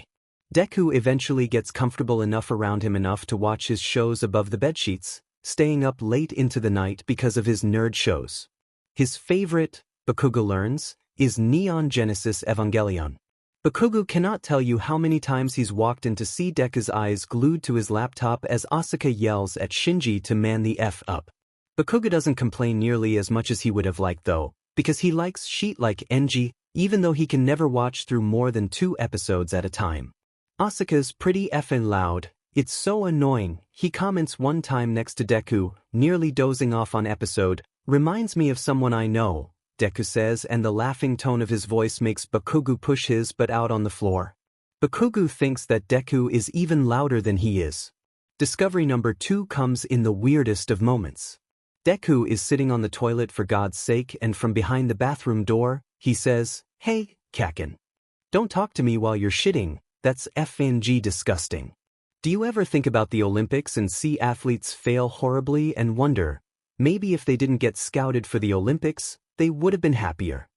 No, Bakugou answers from his desk, but Deku doesn't give a F dash. I mean, he continues. They were picked to represent their country and everybody had such high expectations of them. But when they make a mistake, it's like they let everyone down. So if they had never gotten picked, maybe they wouldn't have to deal with that pressure. Except, everyone really wants to be picked, so I think that's why it's so hard for them. What the F is this guy talking about? You trying to say something? Think you're not good enough for this school? What the F dash? Nothing. Deku flushes. Another time, it's 2 a.m. and Bakugou is almost asleep with his back to the other side of the 20 by 15 room when Deku whispers, "You awake?" "Yeah, thanks to you," Bakugou thinks, but figures if he stays silent Deku will just give up. Fat chance. "Okay, well, I don't know if you're listening, but I'm going through a really hard time now. I really want to help people, but I don't think it's working. I'm trying to make friends and there's this guy I really like, but I guess I'm really bad at socializing and blah blah blah." Bakugou tunes him out. "But I guess what I'm trying to say is, thanks. For kinda being my friend and looking out for me." "Yeah, that's all." Bakugou waits until he hears Deku's breathing even out, then closes his eyes. "Asuka and Shinji aren't really a good pairing," Bakugou says as they watch End of Evangelion. Who the F ships a pairing that chokes and slaps each other on a regular basis? Deku really likes romance anime. NG, Bakugou can stand. Your lie in April he cannot. It's a really touching story, Kaken. Deku exclaims and Bakugou doesn't say that he knows. Bakugou's watched it at least 5 times and he FNG cries like a baby every single time. "I hate mushy shit like that," he says instead. He'd rather die than come out of his romance closet. 252 Todoroki, sent one photo Todoroki. "It's my mom's Marimo, it reminded me of you Midoriya. Oh, it's so cute, now I want one LL Todoroki." Yes. It is very cute Todoroki, very cute 255 Todoroki, by a Marimo Bakugou, the F dash. No Todoroki, Midoriya wants one Bakugou, so FNG what am I his caretaker or SNH Todoroki? Bakugou, that's right, Beach 3 o'clock Todoroki, by a Marimo 524 Todoroki, by a Marimo 958 Todoroki, by a Marimo Todoroki, sent one photo Bakugou. Is that the Kat Von D triple threat tattoo liners set Todoroki? I don't know, is it? Todoroki, Fuyumi ordered it but she can't really apply eyeliner Todoroki. If only we had somewhere to put it. Or someone to give it to Bakugou. Bakugou, you better not be FNGW me Todoroki, by a Marimo Bakugou. Jesus FANG Christ OK 1115 Bakugou. BTW ik your sister didn't buy that, do you think I'm FANG stupid or something Bakugou? That package better be sent to me Todoroki. Got it 912 Midoriya? Look at what Kaken got me. Midoriya, sent one photo Midoriya, now we match. Todoroki? Cool Midoriya, that's such a coincidence, lol I can't believe it actually happened Todoroki. Wow me neither, okay, Kaken, no hard feelings no matter what happens, right? Deku says, holding the Wii remote. Sure, whatever, but I'm gonna win, Bakugou says flippantly. Come on, start the FING game already. Deku beats him. Bakugou throws his remote in his face and stomps out the door. That BS dirty Todoroki must have told Deku the FNG cheats. Bakugou and Deku are in the same PE class. It's the only class they share. And if UA is known for one thing, it's that the gym classes are FING brutal. Bakugou sometimes feels a little bad for the kid when he sees Deku breathing like an ox going to the slaughter, or when Deku stops to hurl his breakfast all over the freshly mowed Big Green. The only blessing Deku has is that no one takes the time to purposely trip him or even call him names. Midoriya thinks it's because everyone else is too tired to, but it's also because they know that hell in the form of Bakugou Katsuki will descend upon them if they do. So he's lying to the side of the dirt path like roadkill, admiring Bakugou's calves as they get farther and farther away until Bakugou comes full circle and kicks at his comatose body to get the F up. I can't, he wheezes. And it's not an excuse, he seriously can't. Get up, you lazy sack of shit. Bakugou barks and the people around them wonder if having Bakugou Katsuki as a protector is a blessing or a curse. FING useless Deku. Keep trying, Midoriya runs until his heart pumped battery acid and his mouth tasted like vomit. Then he runs some more. Keep trying. Deku is hunched over his desk, slaving over some pile of notes. Out of sheer curiosity, Bakugou tries to peek over his shoulder and sees a drawing of the molecular structure of DNA gyrase. Is that FNG Chem, Kaken? Deku screams and pushes away the notes, clearly uncomfortable. What are you doing here? Bakugou narrows his eyes at him. I live here, Deku. Alright, yeah. Oh, whatever. Let him do his shady sheet. Bakugou forgets about the incident the next day.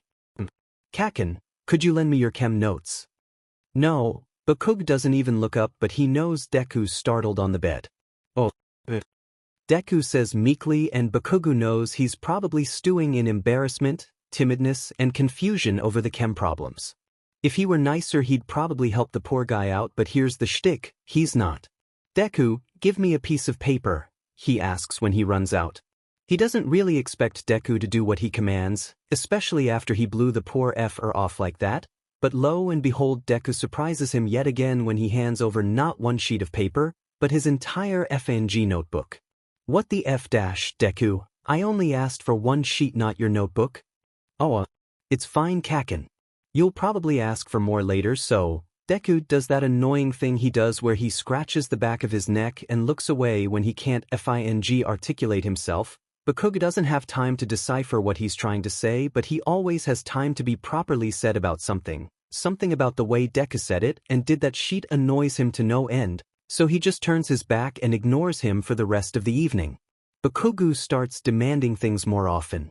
Deku, let me use your eraser, lend me your DVD, let me listen to your headphones, give me some of your food. Deku, like the unquestioning dumbass he is, does whatever Bakugou tells him to do without complaint.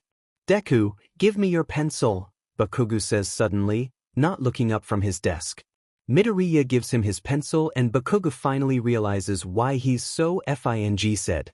Deku! He yells, throwing the pencil back in Deku's stupid FNG face, not giving if, when Deku jumps a foot in the air. What is it, Kak? That, he yells. That thing you always do. Why did you give me your FING pencil? You were using it and I had one right FING here. Deku starts, searching for the right answer. Because, you asked me to. Exactly right. But wrong. Bakugou screams. I asked you for something that I already had and that you needed and you just gave it away. I'm sorry.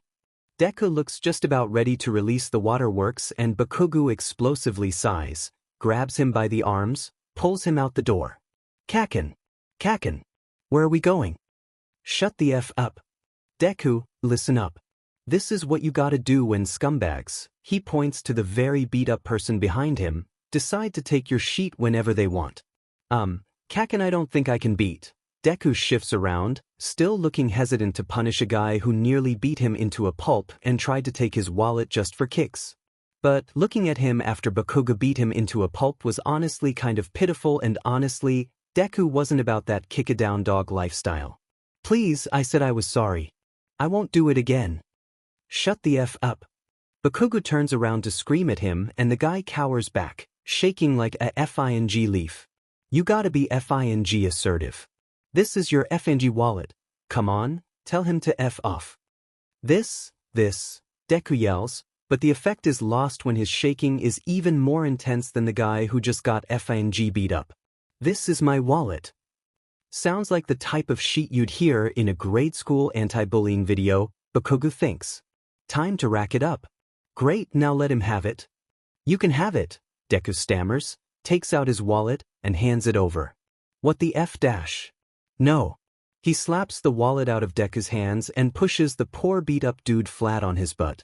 Holy F, they just, weavin' toe. Deku just stares at him with those big doe eyes, and for once, Bakugou doesn't know if he wants to deck him across the face or just leave him alone. The tears would well up in Deku's eyes either way. He compromises and pushes Deku's butt out on the ground and walks away, not looking back, but listening as Deku scrambles to get up and follow. Deku, lend me your pencil, Bakugou says when he can't find his. He holds out his hand expectantly, but nothing is placed in his hand. He looks up, ping his eyebrow at Deku, physically restraining himself from handing over his pencil. This, Deku shakes. This is my pencil, he asserts, and Bakugou doesn't know whether to be annoyed or proud. Cute, he comments, and his glare hardens. Annoyed it is. But seriously, give me the FNG pencil. Deku hands it over. Because Bakugou is a FING machine, he goes to the gym after a whole day of PE, lectures, and study sessions. Deku just flops on the bed and doesn't get up, arms weak, legs spaghetti. Not that Bakugou expected much out of him. So he's there, going about his routine, run on the treadmill for an hour or so, then pump some iron. Honestly, he'd rather climb a mountain, but unfortunately, the nearest mountain is a 2-hour train ride away. Usually, actually, all the time, the bench press is free because Bakugou established the hierarchy early. This is mine. But what does he see? A not free bench press. The F dash, he shouts. This is my bench press, get off. The stupid bench press thief sits up and Bakugou sees that his hair is FING bright red. And if Bakugou has learned anything in the past year, it's that people with dyed hair are people he'd best stay away from. Oh, sorry, he says, and Bakugou almost takes a step back because his canines are sharp as F dash. I just transferred here, so I don't know if there's like a sign-up sheet or something. There isn't, but that's my bench press. Get off. And the guy has the gall to look amused. Hey, bro, calm down, how about we make a bet instead, he suggests. Whoever can bench the most can use the bench press first. First he steals his bench press and now he wants to compete over it. Bakugou snorts. Challenge FING accepted. Welcome back, Deku says, not lifting his head up from his laptop. You watching that Evangelion sheet again? Bakugou screams and Deku jumps because it's been a long time since Bakugou let out so much steam. If I piloted an Evangelion, I'd punch that effer in the face. He pounds his fist against the wall, wincing as his arm muscles complained. Kaken, are you okay? Deku says in a stupidly concerned voice. Did you overwork yourself at the gym? Maybe you should rest for a day. I am not sore. Black Eyes and Pikachu both tell the group they're going to be bringing a friend the next time they hang out. Bakugou doesn't really care. Until he sees Pikachu's +1. Yo, Bakugou. He swings an arm around Bakugou's shoulders and Bakugou tries to ignore how ripped it is. How are those arms? Man, you really gave me a run for my money there. I thought you were gonna beat me. Do not think about his arms. Do not think about the muscle tank he is wearing. Shut up, I'm gonna win next time, just you wait. Wow, you two know each other already. Pikachu asks and Bakugou says no the same time Hair for Brains says yes. This is Kirishima Aijiro. He introduces anyway. I'm Uraraka Ochako. A girl Bakugou didn't even notice pipes up. I don't give a DMN, Bakugou says and points to both of them. Your hair for brains, your round face. He feels immensely satisfied when round face touches her face, offended. Ah, don't take it personally, Ochako, Black Eye says.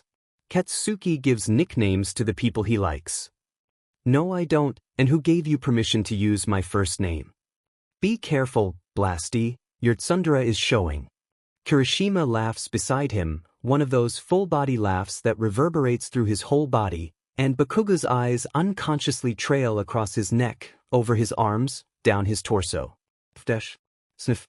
For how loud Bakugou is, he can only concentrate when it's completely silent. Meaning he doesn't tolerate sniffling noises.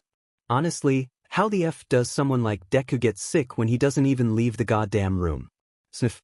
I'm sorry, Kaken, he says from underneath the covers pathetically, and it's irritating as F, because one it's loud and two Bakugou remembers a lot from freshman year about how shitty being sick is, so he can't even yell at Deku for failing to hold it in.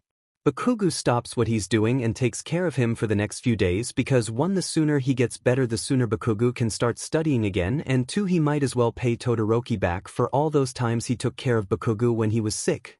Todoroki had cooked and cleaned, picked up his notes, filled up heat packs, got him medicine, and forced him to drink chicken soup that tasted god-awful because Todoroki's a chic cook. He even laid off plans with his perfect little Midoriya to take care of him. And how can Bakugou forget someone who did all that for his sorry but? Deku's easy to care for. At least, Bakugou imagines easier than he was. Todoroki must have had a hard time. Deku doesn't complain, doesn't disobey. He's thin and pale and it makes Bakugou want to slap some color in his face. But if there's one thing he has over Todoroki, if there's one reason Todoroki owes him now, it's that even though Bakugou's chicken soup is way better, Bakugou spends an hour cleaning his cooking masterpiece out of the bedsheets when Deku ungratefully throws it all back up. He puts Deku back into bed and places a cold towel on his forehead to cool the fever. Deku must have been delirious as hell, his face fever red and his eyes dazed, because he murmurs, "Mom." Like he doesn't even know who's taking precious time out of chem fellowship studying to care for his butt. Go leave to sleep, Bakugou says, but he doubts Deku hears it. Yeah, Todoroki owes him big time. There are a lot of things Kirishima Aijuru can do. Bro, do you even lift?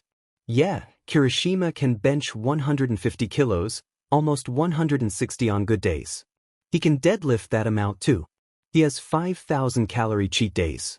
He can run a mile close to 6 minutes flat. His muscles are hard as rock. But so is his brain. Kirishima is the definition of a muscle head. Math, English, science. For all the muscles he had, the most important one, the one in his skull, doesn't seem to like working on any of those subjects. So, in high school, he just stuck with doing what he was good at, joining the track, football, and wrestling teams. Almost every day he and his buddy Tetsu did weight training until dark. He enrolled in his community college and called it a day. Maybe he could become a soldier or something. So imagine his surprise when he got a letter from UA Military University, the cream of the CRP, asking him to transfer sophomore year on an athletic scholarship. We hope you accept this invitation, the letter had said. Hell yeah, Kirishima had responded. No shit, I'll accept it. Kirishima hears about Bakugou Katsuki before he sees him. Apparently he's really infamous in the school. What's he like? He asks. He's basically valedictorian, but looks like a grade A thug. A scary mothalf, you don't want to mess with him. Or his pet. He's like a ticking time bomb. He'll kill your face. But then he sees Bakugou and he sees him. His shirt is sticking to his chest, faintly outlining his abs. His spiky blonde hair is slightly matted down from sweat, eyebrows are pinched together, mouth in a scowl. Bakugou narrows his eyes, crosses his arms over his chest, and PPS his chin up to look down on him, and Kirishima follows the bead of sweat on his neck down to his collarbone. He looks sad and manly. And also really, really hot. What the F dash? Get off my bench press. Kirishima barely registers the rude words. Yeah, his voice is nice too. Oh my god, Kirishima owns to his roommate. Like, he wanted the bench press and got so sad when he couldn't have it. But he didn't want to back down from the challenge either. Sounds like Bakugou, Kaminari hums. Kirishima's first meeting with Bakugou and he's already exasperated. Not really that weird as far as people's first impressions of Bakugou. So I went pretty light at first to see how much he could handle, but the weights just kept racking up, man. Like, he's really, really strong, Kirishima says, and Kaminari remembers when Bakugou judo flipped him on the concrete when he tried smashing cake in his face for his 19th birthday. We almost went to my limit, but he had to stop at 140 and kept on insisting that he could do more. Kaminari worries slightly when Kirishima sighs dreamily. He's so manly and cute. Kirishima likes him that way. You like Bakugou? Yeah. Another dreamy sigh. Kaminari has never met someone outside their little group who wasn't at least a little afraid of the guy.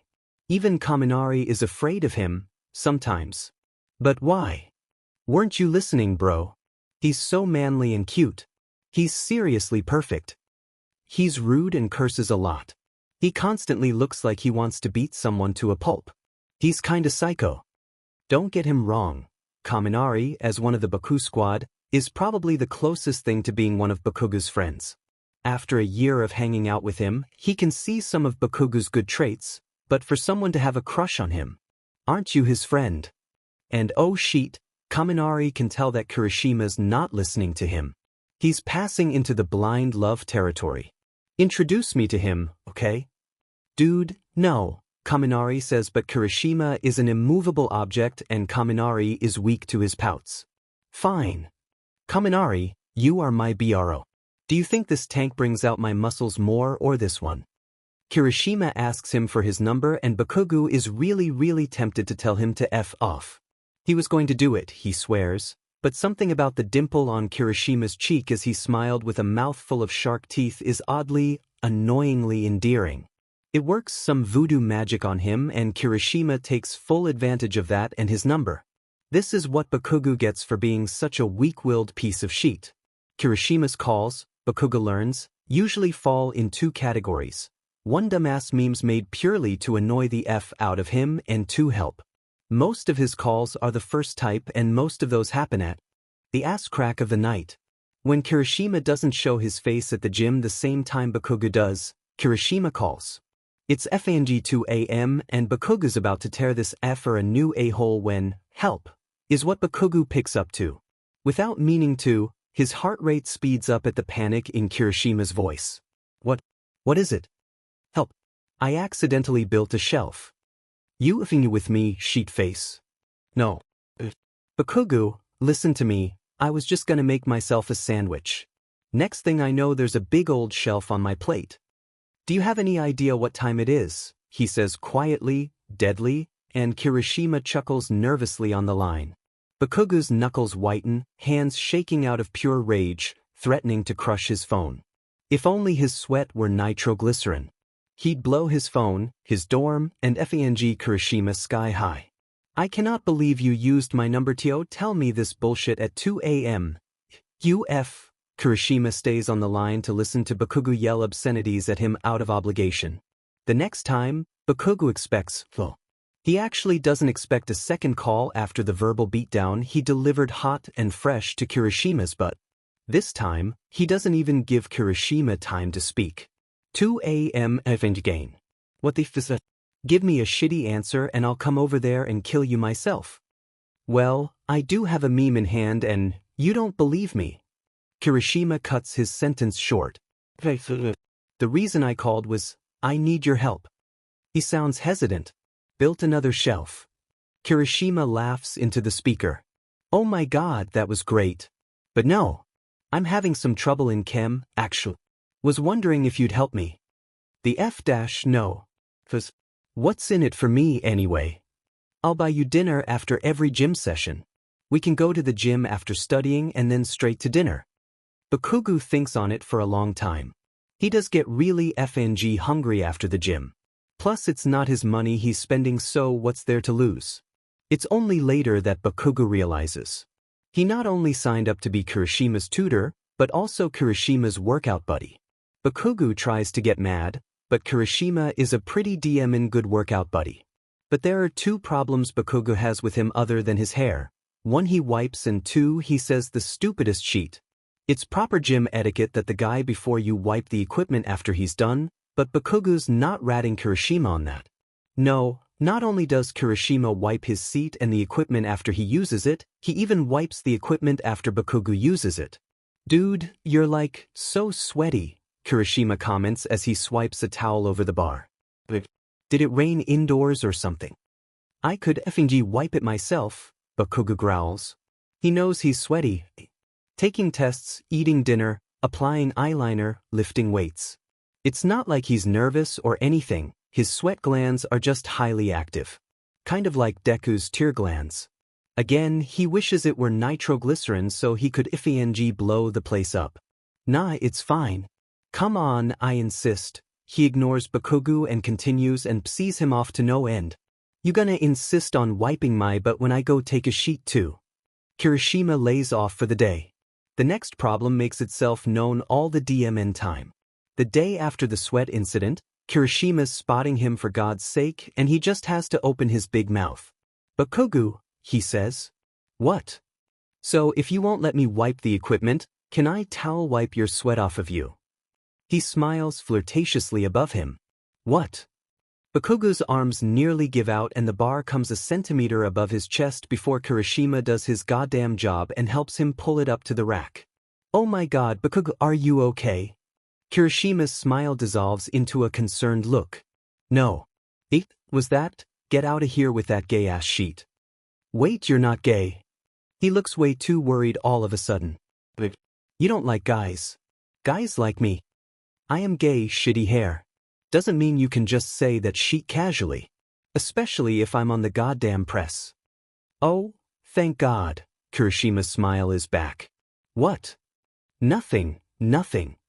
Bakugou, Kirishima says, not because he has something to say, but because he has to say something. What? I'm really hard, wanna feel. What? Bakugou screams, dropping the dumbbells on his foot. F dash. Oh, if shit, you okay?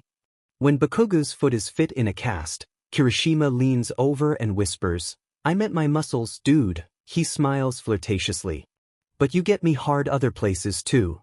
"What the F dash, I told you not to say that kind of shit again." Bakugou does not blush. It's FNG disgusting. In the 2 months Kirishima has known Bakugou, he learns 2 things. 1. How to calculate the area of a shape rotated around the y-axis, and 2. That Bakugou gets way too embarrassed way too easily. Discovery number 1 is easy because Kirishima got help from Bakugou and Bakugou is smart. He knows because he always sees Bakugou's name at the top of the test score ranks, and no matter how hard the exam, he's never seen Bakugou drop below 5th place.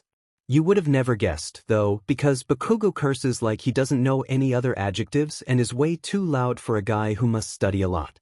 Kirishima is absolute shit at math and really, any class other than PE, so he asks Bakugou to tutor him a semester's worth of calculus. He hits the real jackpot because Bakugou not only agrees with minimal cursing, but also offers to tutor him every week. "I figured you're dumb but would need more than 1 day to figure out a single lesson," he explains and snaps when he sees Kirishima smiling dopily at him. What the F is it? Any other person might have been intimidated, but Kirishima thinks it is incredibly cute when Bakugou gets embarrassed by the smallest of things. "Thanks for tutoring my dumb butt," he says sincerely and grins wide when Bakugou's face explodes into a shade of red. Kirishima is a dumbass. Bakugou thinks the main reason his hair is red is to distract people from the laughably small brain underneath. One of their tutoring sessions goes like this. "So, how do you graph something in R3 again? I thought you needed help in chem, dipshit, not calc." "Well yeah." Kirishima scratches at his bright red hair in a gesture that's frustratingly Deku. "I kinda need help on everything too." What the F dash, shitty hair, this was not in the job description. Bakugou runs a hand through his hair and glares daggers but helps the poor fool with partial derivatives nonetheless. Help meaning, lots of forceful hand gestures, hair pulling, yelling punctuated with, "You still don't get it." Even if ing. Grid. Schooler would understand this easy level sheet. All in all, it's hard to tell who suffered more. But Bakugou forgives him because, 1. Thanks for tutoring my dumb butt. Kirishima smiles and that dimple of his sticks out again. It's always the FNG dimple. And 2. So, where do you want to eat? My treat. Kirishima knows something is up the first time he goes to meet Bakugou in his dorm. The two had, to Kirishima's infinite glee and Bakugou's annoyance, or so he claimed, become workout buddies. "Is Bakugou here?" he asks Bakugou's roommate. "What do you need him for?" he asks, the tone of, "Please GTFO," apparent to even Kirishima, and whoa, Midoriya is different from how Bakugou described him. Midoriya looks at him, "Sorry, he's not here," and closes the door in his face. When Bakugou finds him at the gym, on the bench press without him, he is said, "Didn't I tell you to come get me at my dorm? Your roommate said you weren't there, man." Deku said that. "No FNG way, you just wanted the bench press all to yourself. Scoot over, it's my turn." Bakugou in between Deku and Kirishima. "Hey, one of you get me a water," he says to the two on the bed. "Of course," they say at the same time, and practically fall all over themselves to get a FING water bottle, which is weird as F, but Bakugou doesn't comment on it. He doesn't have time to think about anything else other than the fellowships. Kirishima plunks a water bottle on the desk to his left, and Deku slams one on the desk to his right. "I said one of you dumb fucks. I don't need 2 water bottles." "Wow, Kaken, your notes are so nice." Deku leans over his shoulder. "I'm actually having trouble on this chapter." "You're good at chem, could you tutor me?" Kirishima in between Bakugou and Deku. "Sorry, Midoriya. Bakugou agreed to tutor me today." Deku in between Bakugou and Kirishima. "Actually, it would be easier to tutor me since I live with him." This is what happens. Bakugou asks for a water bottle and he gets a loud-ass argument over his head. "Shut up, I'm trying to concentrate," he snaps and is satisfied when both of them settle for staring match instead. Bakugou takes a sip of his water. Midoriya's lucky that Bakugou has no qualms beating up girls behind the back of the buildings. He grips their arms when they reach for Midoriya, pulls them close, slaps and rubs his hand all over their faces, smudging their makeup because he knows how long that sheet takes in the morning. Why the f didn't you text me, Deku? He demands when the girls run off, crying. If you text me next time you're getting your butt kicked by some beaches, got it. Midoriya nods. Good. Now one last thing. He reaches into the purses the girls dropped, pulls out the eyeliner pens, and grunts approvingly. Let's go, Bakugou says, one hand full of his spoils, the other on Midoriya's arm, and pulls him out into the open. 7:39 Todoroki, how's Midoriya? Bakugou, fine, leave me alone Todoroki. Bakugou, why are you like this? How to feel when you are like this, Bakugou? God damn it, I said I'll take care of him and I am, so cool it Todoroki. Okay. Todoroki, are you sure? Bakugou, yes, do you think I can't care for AF brat Todoroki? You guys are the same age Bakugou. I can't even 10:01 Todoroki, thanks. Todoroki has taken to Skype calls with Midoriya. The good news is that Midoriya always picks up. The bad news is that Bakugou is almost always there too. How are you, Todoroki? Great to see you again. Midoriya greets and Todoroki swears this was one of the greetings Relationships for Dummies had outlined in its Good Impressions section. Figures Midoriya would use one of the greetings without even reading the book. He's that nice and sweet of a person. Yeah, he responds. Relationships for Dummies tells him to ask Midoriya about his day, too. Todoroki and Deku don't talk at all. Okay, so they do talk, but it's mostly a bunch of scripted niceties and book analysis, and it makes him want to hurl. Bakugou's technically supposed to be studying for chem fellowships, but they're just so f-ing loud and boring he can't not get involved. Right now, it just sounds like a bunch of, how are you doing today? No, how are you doing? No, how are you doing? And Bakugou just blanks out for most of the conversation until, so how's your mom? She's fine, having a little trouble walking still, but it's progress. I think I might be able to come back early. Oh, that's great. When I get back, could you do me favor? Bakugou sits a little straighter, interested. Is it gonna happen? Right here, right now. It's been so long overdue, is it really happening? Sure, anything. Will you, Todoroki starts to stumble on his words a bit, but it's a little hard to tell with his poker face. Deku is a patient little sheet as always, and Bakugou, being the great person Todoroki definitely doesn't deserve, decides to help the poor F-er out. He holds up his notebook so that Todoroki could see the words. Suggestions. Go out with me, be my boyfriend, marry me. Bakugou's right behind Deku, so Deku doesn't know shit about what's going on when Todoroki tries, as inconspicuously as possible, to squint to read the sharpity words. Bakugou flips the page. Me. Todoroki. Todoroki.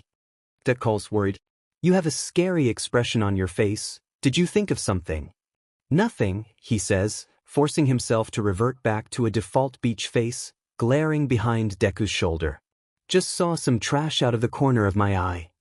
Bakugou flips him the middle finger before hurriedly going back to studying so that Deku wouldn't see anything out of the ordinary when he follows Todoroki's line of sight. Oh, Todoroki. That's just Kaken. Yeah, I know. Bakugou throws his hands up in exasperation.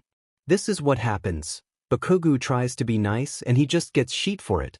Half an hour later, Bakugou hears a voice sound on Todoroki's side of the screen. He says, Sorry, Midoriya, I got to go now. We'll talk later, okay? Deku logs off. Good riddance, a-hole. Why do you bother with that a-hole anyways? Bakugou asks from his desk. Kaken, he's not an a-hole. Aren't you two friends? No, where the F did you hear that? To Bakugou's great annoyance, Deku gives him a look like he doesn't believe him. He and I are not friends. Okay, Kaken, he says, face unchanging, tone annoying as F dash. What about you, huh? He jabs back. You like him or something? Bakugou watches with great amusement as Deku's face turns red. Oh, how the tables have turned. It's not like that, Kaken. Wow, dumbass doesn't even know it himself. Okay, sure, he says disbelievingly as Deku groans. See how FNG annoying it is. He gets up. I'm going to go to the gym. I'm coming with you. Bakugou turns to look at him, one eyebrow raised. Can I come with you? Just this one time, I've trying to, blah blah blah. Bakugou blinks at him. Well, this is a surprise. Why the f does he want to work out now? It felt like it was just yesterday when Deku had to go to the nurse because he collapsed on the side of the track. Boy, it was yesterday. Bakugou can't even remember the last time Deku went out of the dorm for something other than classes. He can tell Deku's starting to get uncomfortable with the way he's fidgeting, so he says, "Do whatever the f you want," picks up his bag, and leaves, not waiting for Deku like the a-hole he is. Halfway down the stairs, he stops to wonder if Deku even knows the way to the gym. Well, Effer's not stupid. He can figure it out himself. Shuto, a voice calls from behind him. Could you help me up? Yeah, he calls back and turns his attention back to the monitor. Sorry, I got to go now. Midoriya smiles and waves goodbye the same time Bakugou says, good riddance, a-hole. Friends of yours?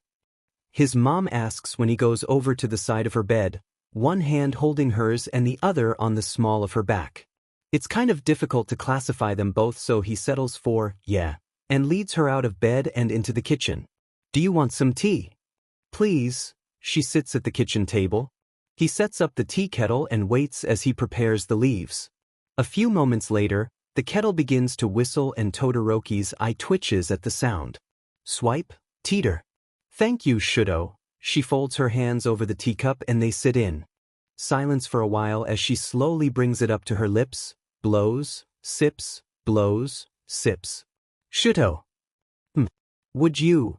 She starts and Shuto notices for the 100th time how small and frail she looks with her blonde nearly white hair framing her face, eyes looking down at thin hands holding the steaming teacup in the middle of her chest like she could cradle her own heart. Would you forgive your poor mother for everything she's done? Shuto is so stunned into silence he doesn't say anything for a while. I know this apology is long overdue, she continues. But I've always regretted it. Boys. What does he say to that? What can he say to that? If only I hadn't married your father, or maybe if I ran away as soon as I could with you. No, it isn't all about him. If I hadn't been so weak-willed and if I had. No, he shouts and instantly feels a hint of guilt when she startles and looks up. It's not your fault, he insists. It's not. You always tried to protect me, even with him around, so don't you dare start pushing all the blame on yourself. Mom, you tried to kill yourself because of him. Shuto, she says, voice heavy, I burned your eye. It wasn't your fault. He tries to counter, but he doesn't know who he's trying to convince. He can tell that she doesn't believe him anyway. It doesn't matter, he's still a shitty dad and a shitty husband and dash. You don't have to force yourself, she says gently. You don't have to forgive me now, either. I know how your father is, I know. But 19 years of this won't, be solved in a single talk. She sighs like exhaling a little of her burden away, and smiles that 19-year smile. All I ask of you right now is to slow down. Take your time. Fall in love. Come to terms and make up with the past. I will be here for you, and if you ever want to forgive me, I'll be here for that too. She takes one of her thin hands and places it on Shuto's where it lays on the table, softly, fragile like a butterfly landing, and he suddenly feels the strong urge to cry, but he doesn't. Shuto's hand relaxes at the touch. His mom's palm is still warm from the heat of the cup, and Shuto lets it rest there. F is a frequently used word in Bakugou Katsuki's vocabulary. Don't know how to describe the chicken soup he made. F delicious. That guy. F annoying. Deku collapses on the ground after running 3 miles and decides to stop coming to the gym. F weakness. He and Kirishima stuck outside under the small hood of the gym building alone because God suddenly decided that it would rain right after their FNG workout, leaving Bakugou with nothing to do but stare at Kirishima's profile and observe how nice his jawline is and how his red hair looks when it's down and sticking to his forehead and neck. Just if dash. So, Kirishima says, and Bakugou doesn't turn his head away fast enough from where he's following the path of a raindrop down Kirishima's neck. Do I got something on my face, dude? Yeah, just a really nice tan and jawline. Stupidity. Thank God Kirishima has thick skin because he doesn't take Bakugou's words very seriously and laughs. Bakugou scowls and turns away so Kirishima can't see his reddening face. He feels Kirishima staring at him. Dude, the tips of your ears are really red. You cold or something? F you. Bakugou starts, still staring steadfastly the other way when he feels something heavy and soft drape over his shoulders. The F dash, he whispers. Kirishima's in nothing but his workout clothes and his red Nike jacket is warm on Bakugou. I don't need your FING jacket, he says but doesn't make a move to take it off. No, Kirishima says. But I want you to wear it. Kirishima has literally said he wanted to wipe off Bakugou's sweat off his chest before. He has literally said he gets hard around him. But for some unknown, goddamn reason, that little statement made both of them explode in red. An awkward silence settles between them and you know what? Bakugou is feeling a little chilly. Kirishima's jacket is a bit bigger on him than it is on Kirishima, but fits pretty snugly and honestly, that's good enough for him. It also smells pretty nice. FW, this reeks of sweat, is what he says instead.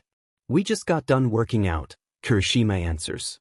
Still disgusting, Bakugou mutters and buries his face deeper into the jacket collar. So, Kirishima starts again. When do you think this rain's gonna let up? If I know. I have a calc test tomorrow. Can't stay up and wait too long. Not my problem. Kirishima hums. Wanna race back to the dorms? We live in different buildings, Bakugou says but is already gearing up to motherfucking go. Does that mean you're too chicken? No. The rain splashes around Bakugou's ankles and beats heavily on Kirishima's jacket hood but he doesn't pay attention to it when all he focuses on is winning. Some months later, in the dead of night when they're both on the same bed and in that strange phase between sleepiness and wakefulness, Kirishima will tell Bakugou that he was laughing when he was running. But right now, they're standing at the entrance of Bakugou's dorm building, breathing and soaked to the bone, bent over with their hands on their knees. I totally won, Kirishima breathes. You wish, shitty hair, Bakugou gasps back and then they're grinning like two dumbass, nothing but the night, the overhead light and its moths between them. Chapter 6, Night. Kirishima ends up staying the night. They have nothing better to do, so Bakugou pulls out Mario Kart and a bag of Doritos. Mario Kart. Kirishima's face lights up like FNG Christmas tree and him if it wasn't cute. I cannot believe this is happening. What the F dash? Bakugou shoots him a questioning glance. It's just Mario Kart. Yeah, he smiles. But Ashido told me that you only get out the Mario Kart for people you like. What the f no? Bakugou yells and yells even louder when Kirishima isn't intimidated. It's to establish my demps in the relationship when I crush your sorry but into the ground. Bakugou gets his sorry but beat into the ground. Why the F he's been losing so FNG much he doesn't know. What was that? Kirishima teases and honestly, his dimple. Oh my effing god. He throws his hand up in exasperation. You used cheats, didn't you? Nope, Kirishima says, popping the P, and Bakugou doesn't want to believe him for a second. By the way, where's your roommate? If I know, Bakugou says even though he has a pretty good guess that Deku's at the library. It's probably because he's too embarrassed to struggle in front of Bakugou so he goes study somewhere else, but honestly. If he knows. That means I can use his bed, right? Get back to your own dorm. But it's still raining, Kirishima pouts. You don't want me to get sick, do you? Bakugou wants to say he doesn't care. He really does. But he doesn't because, 1, having a sick workout buddy would be a hassle and 2, he's a weak-willed piece of shit. Vaguely, in the back of his mind, he wonders when, in the couple of months he'd known him, he let Kirishima close enough to not complain when Kirishima asks to sleep over. After another rematch, he says instead. I swear to God, I'll figure out how you cheated. 2 hours later, they're slumped over on the floor in front of the TV, dead asleep, the game flashing Kirishima's name as the winner on the brightly lit screen. Kirishima eats like a truck. It's my cheat day, he explains with his mouth stuffed full of his third burger and it sounds like, if Mashifte. Disgusting, Bakugou crinkles his nose. At least swallow before you speak, you pig. You know, Kirishima says, clearly for once, I'm paying so you can order however much you want, whatever you want. I don't eat as much as you do, Bakugou retorts and picks at his plate. Truth is, he expected this place to have the super spicy buffalo wild wings. They only had FANG mild. But he was hungry as hell and ate it anyway. Do you not like the food or something? Kirishima asks. And no, I'm not a mind reader. I wasn't thinking it, Bakugou rolls his eyes. So, Kirishima props his chin on his hand. What kinds of foods do you like? Spicy. That's so manly, he sighs dopily. Oh, I know this great spicy taco place we can go to. No. I'm already full and we are not leaving to go to another restaurant just to get spicy tacos, Bakugou tries to say, but half an hour later, there they are eating spicy chicken tacos on a cheap diner table. Bakugou boxes some to go because some dumbass didn't listen to him when he said he was full. So let me get this straight, the speaker sounds in his ear. You agreed to be his tutor, his workout buddy, and his regular dinner date. No. It is not a date, it's payment for my tutoring skills. Halfie says, unimpressed. So on your not dates he always offers to pay, asks you what your favorite restaurant is, goes through the effort to run to find food you like, tries to spend as much time with you as possible, sleeps over regularly, constantly flirts with you, and gets scared if you're not gay. Exactly. Bakugou, I want you to think about you just said. Really think. Halfie sounds exasperated and dry, and Bakugou thinks he has no right to sound like that when Bakugou suffered as his personal love guru for nearly all of freshman year. Then it dawns on him. Well, spit in my mouth and F me in the butt. Bakugou, giving hell, it's just an expression, okay? Kirishima uses one of his 2 a.m. calls and Bakugou's gotten pretty used to staying up later than he should. Hey, Kirishima says into the speaker. He sounds tired and done. Nothing like the regular Kirishima. That makes Bakugou's heart speed up even more than it did when Kirishima had yelled, help, on his first 2 a.m. call. What is it? He grunts. It's 2 a.m. He reminds him like it isn't a well-known fact. Nothing, Nothing. What the F? You can't just leave me hanging like that. It's just that. Bigger sigh. I don't know, man. You wouldn't understand. Holy F dash. Tell me. Bakugou all but screams into the speaker. Silence. I'm coming over right now, he says and hangs up before Kirishima can protest. All right, now speak, Bakugou says, sitting across the bed from him as Kirishima finishes the last spicy taco, tears streaming down his face, and Bakugou can't tell if it's from the spice or from whatever's bothering him. I think there's been a mistake, Kirishima says, and Bakugou leans forward. I don't belong here. What do you mean? I mean that I'm not as smart as you, or most people. Kirishima brings his knees up to his chest. I'm at UA, the best school in the country, and I just came here because of my athletics. My academics are shit, I struggle in all my classes, all I do is work out like some musclehead. Silence. You got a letter from UA sophomore year to transfer in, right? Kirishima nods his head. FING exactly. F minus your grades, F minus what anyone else thinks. Something rises from the bottom of his feet, to his chest, his hands, and he's up and pacing back and forth. You got in because UA was begging for you to get in. You're not a chem or calc or English guy, so what? You're trying to get better, and that's a whole lot FING more than what most people do. You're strong as F in a military school, you beat me in weights all the goddamn time, you're effing beast at Mario Kart, you're so effing social you got me of all people to become friends with you, what? Kirishima is looking at him with awe, mouth slightly agape. Did you just call me your friend? That's what you got from all that? He asks, forgetting that he never calls his friends his friends. Isn't it effing obvious? Katsuki, you're. Kirishima stares at him before a big watery smile breaks out on his face. You're so manly. You called me your friend and oh my god. He laughs shakily, wiping his tears from his eyes. You can't just say I'm manly just because I beat you. I can do whatever I want. Alright, Kirishima sniffs loudly, still smiling like a FNG tool. I guess you can since you're the manliest guy I know. Shut up. He ends up staying the night. Kirishima calls him at a normal time for once just as Bakugou is packing up his bag after class. He almost regrets picking up because of how effing loud the Katsuki that exclaimed in his ear sounded. God, he was going to go deaf if he continued hanging out with this F. You won't believe what happened. Bakugou can practically hear the exclamation marks. What? Oh my god, I got a 100 on the chem finals. It's my first time being on the test rankings board, much less being first. Holy F dash. Congrats. He runs a hand through his hair and can't stop the smile threatening to break out on his face. Holy F first. Holy F dash. Well, I wasn't the only one, Kirishima says sheepishly. Midoriya got a perfect score too. The nerd did. Katsuki, it's all thanks to you, thanks for tutoring me bro, Kirishima sniffles. Are you effing crying? No. Sniff. Oh yeah, he's definitely crying.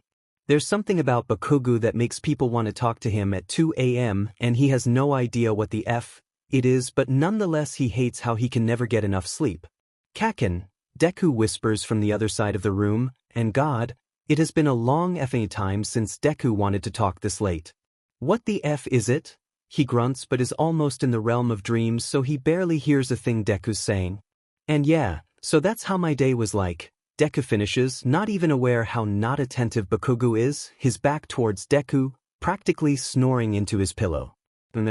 Well, there's this guy I really like. Bakugou's eyes blearily open at the words. I don't really know how to tell him. He's kind of, I don't know. Taken a guess. But I just wish I could be as close to him as he is with that other guy. Deku shuffles on the bed. Thanks, Kaken. For listening, Bakugou waits again, then closes his eyes, wondering when Todoroki got himself a boyfriend. Deku doesn't come to the gym again after his first trip. Which, 1 what the F, and 2 what the F dash. After all this asking, after all this begging, all this stammering, Deku just gives up after 1 trip. Bakugou thinks it might be how embarrassing it is for Deku, but honestly, it doesn't matter to him. Whether or not Deku's there doesn't affect his workout routine in the slightest. So Bakugou gets to the gym, Deku scrambling after him after he just upped and left without waiting, and starts running on the treadmill.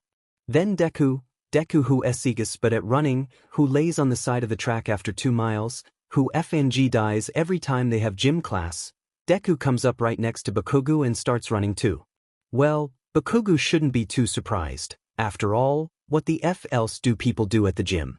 But that's not it. It starts when Kirishima comes in like he always does. Red, loud, and FING irritating. He slides up like a FING tool on the unoccupied treadmill on Bakugou's other side with a, hey man. But once he gets a good look at Bakugou's +1 his smile gets a little dimmer. Hey Midoriya. Hey, Kirishima, Deku intones, voice flat. Anyways, Baku bro. Kirishima starts the workout with his load-ass mouth, steadily increasing his speed to match Bakugou's pace, and the thing is, Kirishima knows his routine like the back of his hand. Hell, Kirishima adopted his routine. That's why it pisses Bakugou off when Kirishima starts racking up the speed before its designated time. What the F dash shitty hair, he growls. It hasn't been a mile yet, the F you going faster for. Oh my bad, is it too fast for you? Kirishima glances at Bakugou and something behind Bakugou with this look, and okay then, Kirishima shows up during his gym sessions, adopts his routine, and then has the gall to change it and challenge him over it. Fine, challenge FING accepted.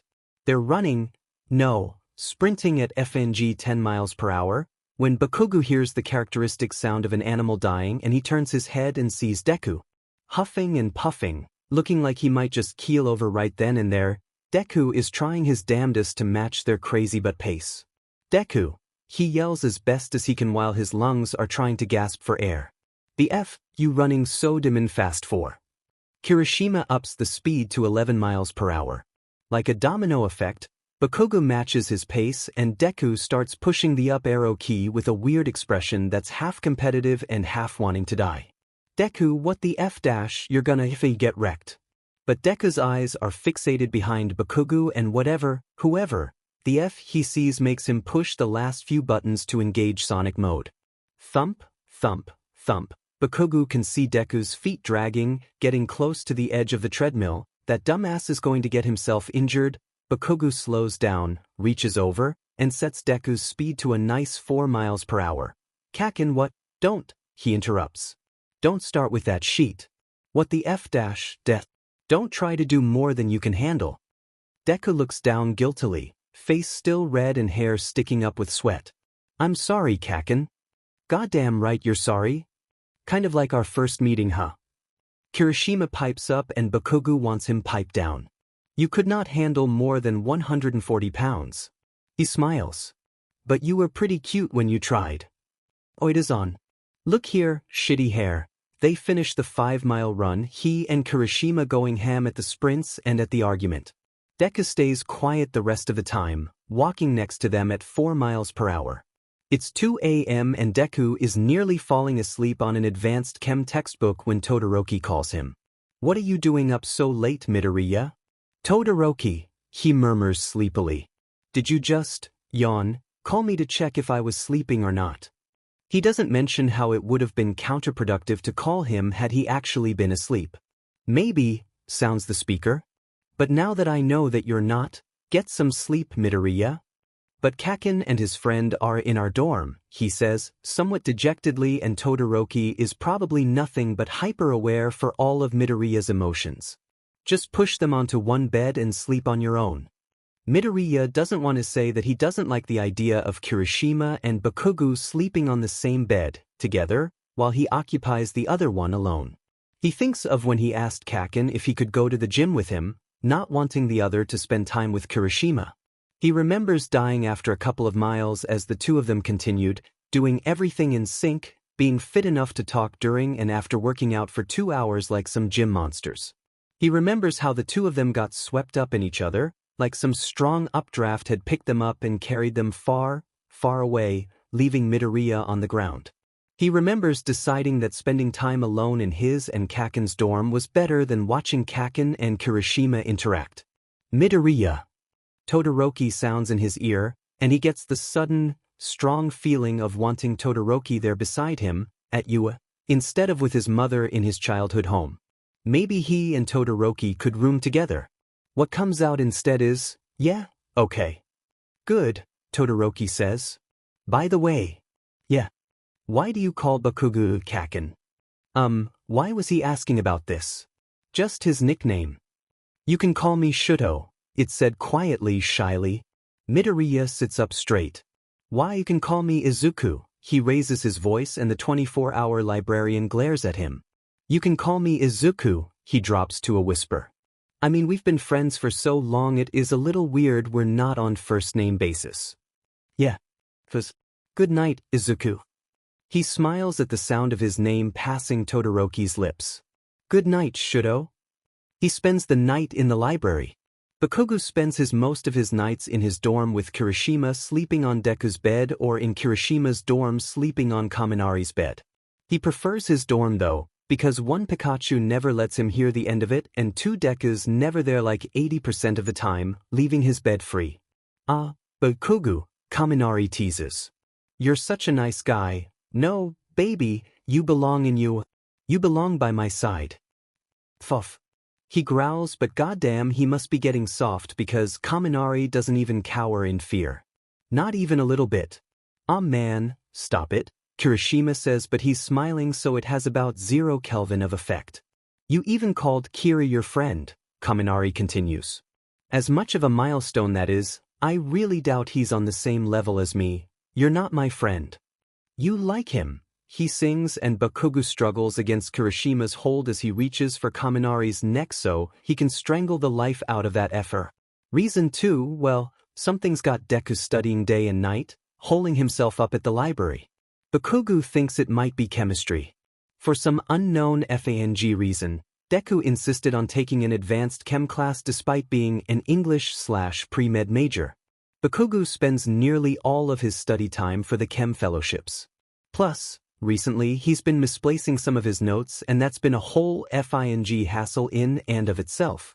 So it's no wonder Deku, as a chem amateur, needs to take extra time learning elementary material.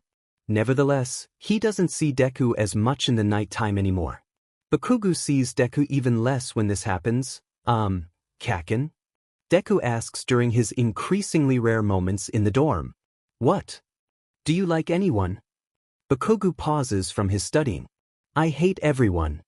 He instantly thinks back to that one-sided conversation he and Deku had in the middle of the night. There's this guy I really like. What about you? No one. Liar. I mean, I don't know if anyone likes me. So, don't tell him, Todoroki had said. Bakugou's throat itches. Who the F cares, just say who you like. If there's anything Bakugou has learned from romance novels, it's that the longer it drags on, the more shit will hit the fan. Good for constructing long but books, bad for reality. Say it, damn it, he snaps when Deku stammers.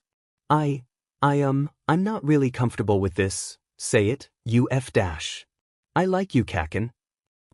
Honestly, he should have seen it coming. Bakugou reads Deku's FANG life narrative without his permission after all. He's only on journal number 5 out of number 13 though, and the earlier journals are all major edgelord shit. My soul is empty and black because it has no one to love, and I watch from the darkness but do not interact, were hilarious.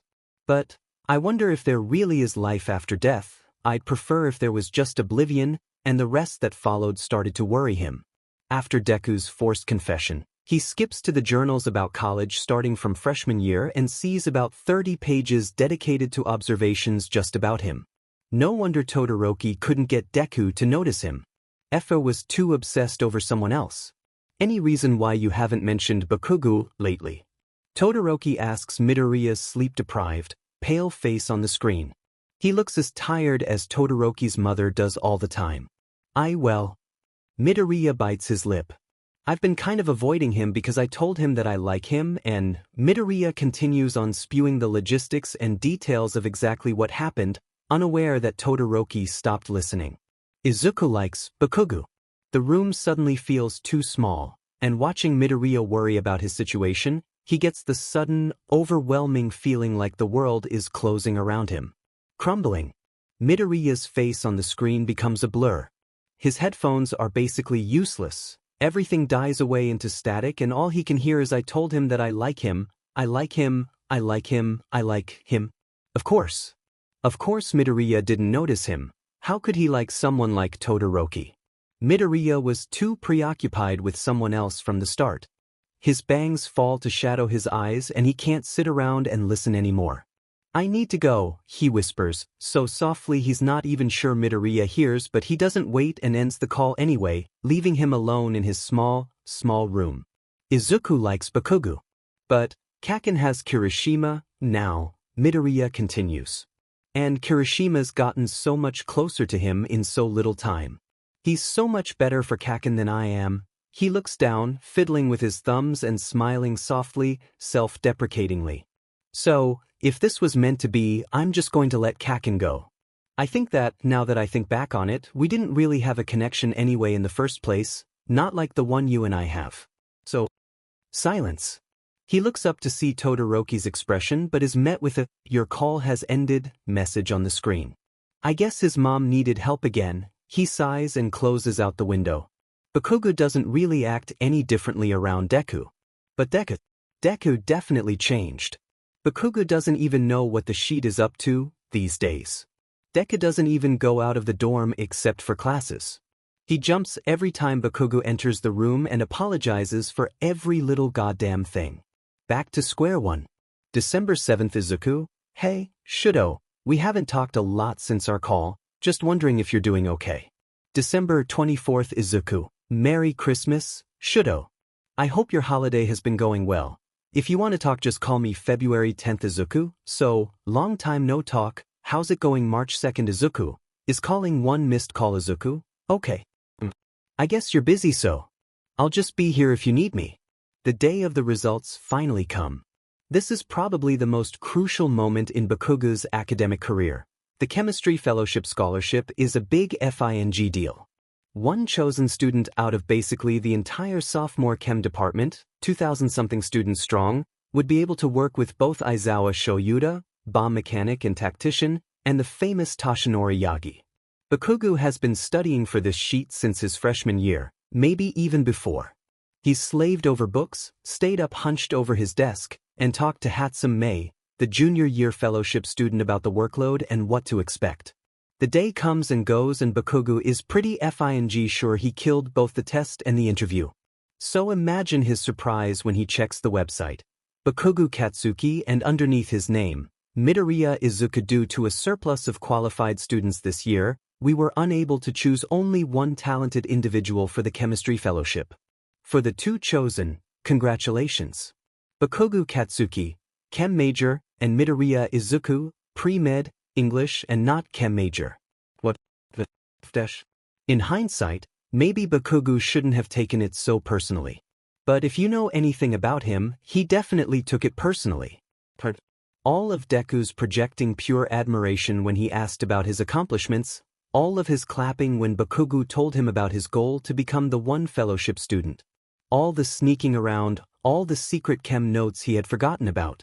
Deku wasn't even a chem major and he steals the spotlight straight from under Bakugou's feet. Was it all just pity? Was Deku the chem genius here, despite not even picking it up till college? Here Deku was, watching Bakugou work his butt off to get the position while secretly looking down on him from his little throne, way above his head. Watching, and then acting. He's standing over Deku, who has the audacity to look like he's the victim here, and Bakugou has had it. That's not it, Kaken, he denies. I never wanted to undermine your hard work. Hard work, he says. Like Bakugou was the only one who worked hard while he just got it. You've always been like that.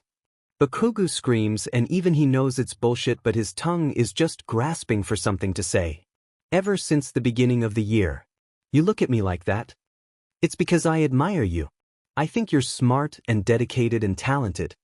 Tears stream down his cheeks and it makes Bakugou even angrier.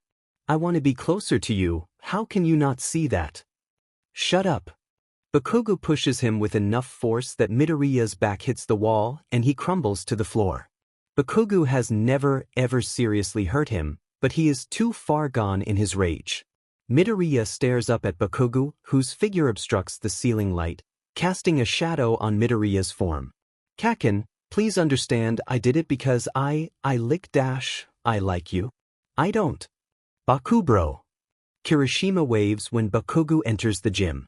Do you want the bench? I want to punch something. He walks straight past him to the punching bags. Oh, okay, something was up. I'll hold it for you.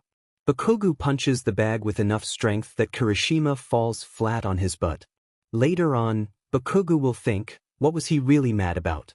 That Deku, the weak-willed loser, was as good as he was in chem. Or that Deku, the weak-willed loser, denied it. What was Midoriya really hurt about? That Kaken, his savior, turned around and pushed him. Or that Kaken, his savior, failed to be pleased with him. That night, Bakugou hears him crying underneath his sheets.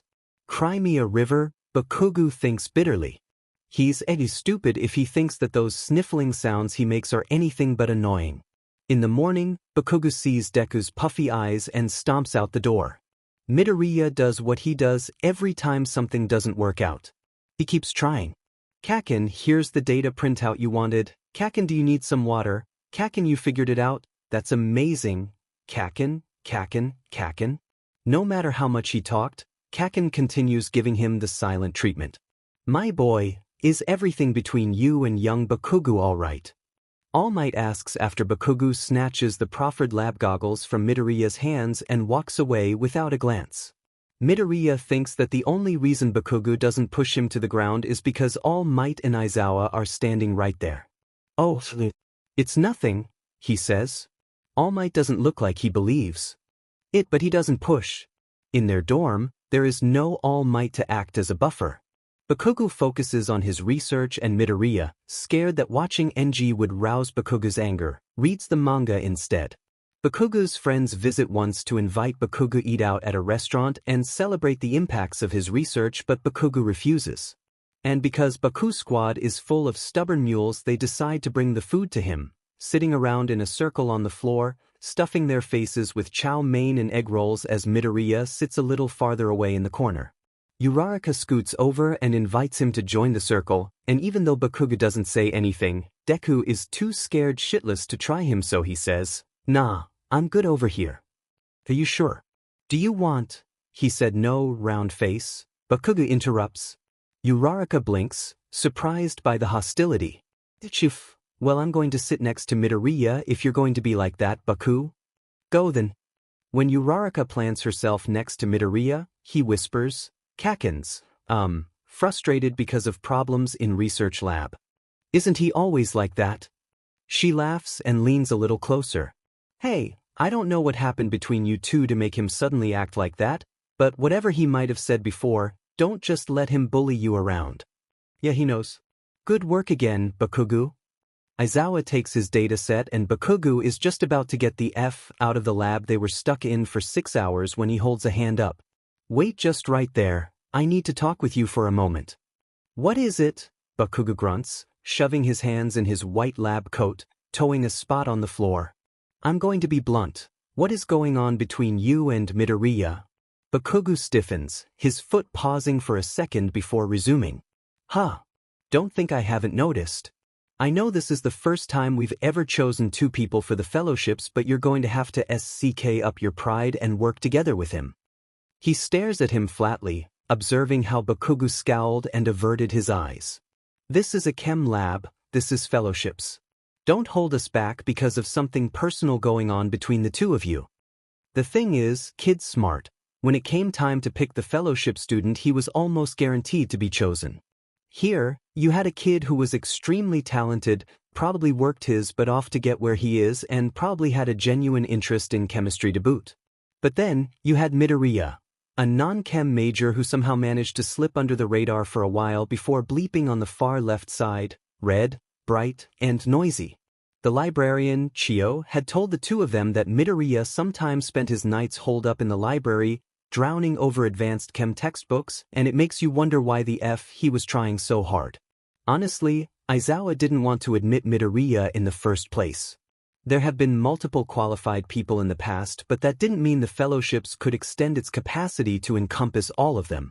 No matter how hardworking, no matter how much the kid wanted to get in, allowing an exception was dishonorable.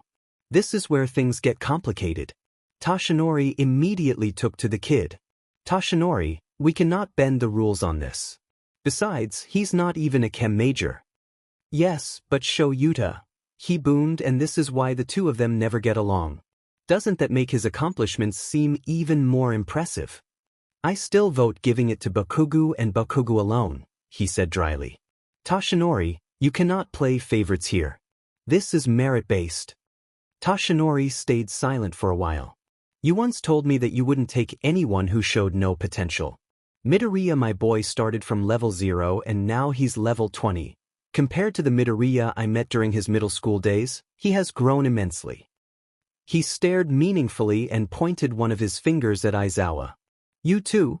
You also feel his potential, don't you?" If there's anything Aizawa learned from 8 years of school and 10 years of teaching with Toshinori, it's that the man doesn't know when to give up. Fitting that he picks some kid who's exactly like him. He'll never shut up if Aizawa doesn't let him have his way. "Fine." Aizawa sighed heavily. "But the moment I see his potential drop down to 0, the moment I see that he cannot catch up, I will take him out." "Excellent. I knew you would see it my way, Aizawa." Toshinori put a large hand on his shoulder. "Don't touch me." Okay." Toshinori backed off, his duty done. Just thinking about their conversation gave him a headache. Aizawa closes his eyes and pinches the bridge of his nose between his forehead. Anybody would be upset to have to share the position with someone else. But Bakugou would be livid. He's heard stories about the kid's infamous temper and knows that he's probably a ball of pride. He almost feels bad for this Midoriya kid. But then again, who knows? Kill 2 birds with a stone. This could be a learning experience for Bakugou too. And this is where he stands now, dry-eyed and tired and done with the world. A stubborn Bakugou standing in front of him. "Bakugou," he sighs, and Bakugou glares hard. "You're smart and talented. Stop acting like a kid." Bakugou toes the spot on the floor harder, frowning at the ground. "I know," he huffs. "Good." he says and watches as Bakugou makes his way to the door. And Bakugou stops. Get me the next set of results by the end of the week. I got it. Bakugou mutters something like, holy F dash, lay off, old man, and stalks out. Aizawa rubs his temples. He's going to have to learn some manners too. Hey, what's up with you and Midoriya? Is the first thing Kirishima says when they go to dinner after their study session at the library. Why the F is everyone asking? Bakugou grits his teeth and opens the menu. Why the F do you care anyways? Dude, it's written all over you guys. Whatever happened, you seem more down because of it. Kirishima pays a lot of attention to Bakugou. Just last week, Shiro taped all his folders on the inside of his backpack so he couldn't take them out, and instead of yelling and raging and chasing him down, Bakugou just stared at Shiro until he felt guilty. Jesus, I'm sorry, just stop and fixed it. Midoriya, no matter what Bakugou might say about him, means enough to him to affect him so much. Kirishima knows that Bakugou cares a lot more than he lets on. Bakugou doesn't agree with him, but he doesn't outright deny it either, so he must be getting somewhere. Hey, you can tell me about it if you want. You were there for me before. I'll be here for you. Kirishima puts his hand on Bakugou's arm and it isn't shaken off. Accept some help once in a while, okay? Whatever. Toshinori watches as Midoriya struggles with carrying a box of lab equipment, arms weak, legs spaghetti. Midoriya, my boy. Do you need some help? Oh. K, he breathes, placing the box on the ground for a breather before picking it up again. No, it's fine, Midoriya. He takes the box from Midoriya's hands. Huh? It wasn't quite as heavy as Midoriya had made it seem. Then again, the boy was practically a stick. Midoriya, my boy, you need to go to the gym more often. Yeah, I know. He walks next to him shyly, scratching at the back of his neck. Is there something stopping you? No response. If you like, Midoriya, I could help you with muscle training. Midoriya's head shoots up, and Toshinori sees the exact moment his eyes go from dead sea base to sparkly, jumping out of the water sea base. Really? You don't have to. Really? He laughs. Of course. It'll be just the two of us, no need to fear. Thank you, All Might. I'll definitely think about it. Please, don't call me that so loudly, it's a little embarrassing. Toshinori will do. Thank you, Toshinori. It's not like Shudo doesn't check his phone. In fact, he checks it all the goddamn time, even though Izuku and Bakugou are the only FING people he texts anyways. And for some reason, the fact that he stopped texting both of them makes him check all the more often. And it's not like he doesn't read their messages either. Oh, Shudo reads the hell out of them. Izuku, I'll be here for you if you need me.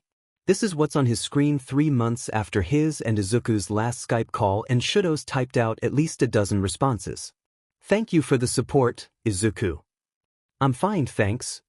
Sorry I haven't texted in a while. I was too busy wallowing in self-pity at the fact that I love you when you don't love me back because you like Bakugou, and isn't that ironic because Bakugou was trying to get us together in the first place, but obviously that didn't work, so yeah, I just wanted to say that I really like you. His finger hovers over the send button, then he erases it. It's been 3 months. 3 months and it's faded a bit, but demon, does it hurt? The worst part, he thinks, is that Bakugou didn't even try.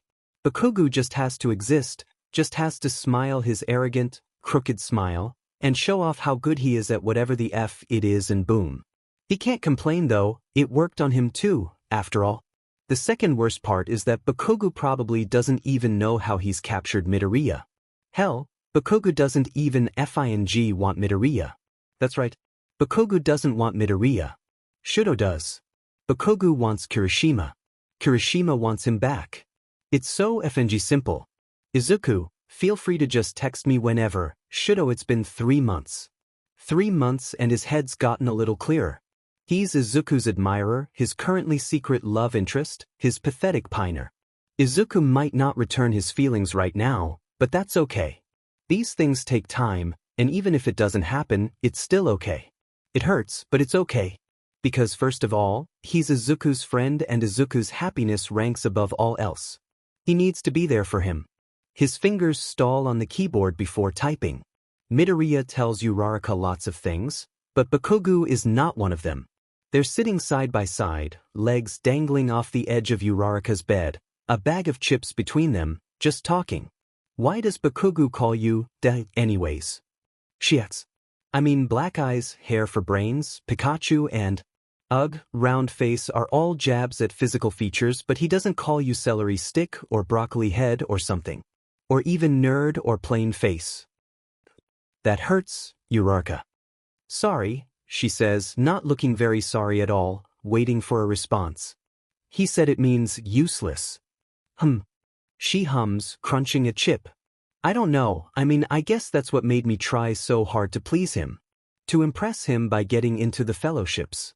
I kinda admire him and, well, I just didn't want him to think of me that way. Uraraka doesn't say anything for a while and Midoriya doesn't expect her to. I think it gives off a sort of vibe. That she perks up. Like, I can do it. Or, keep trying. You made it into the fellowship research group, after all, so there's definitely no way you didn't try. Kaken thinks I didn't try at all and still got the fellowship. He curls his knees up. He thinks I was just making fun of him. Oh, Deku wonders how Uraraka can just wave off Bakugou's anger. He seems scary, I get it. You just gotta stand up to him, you know?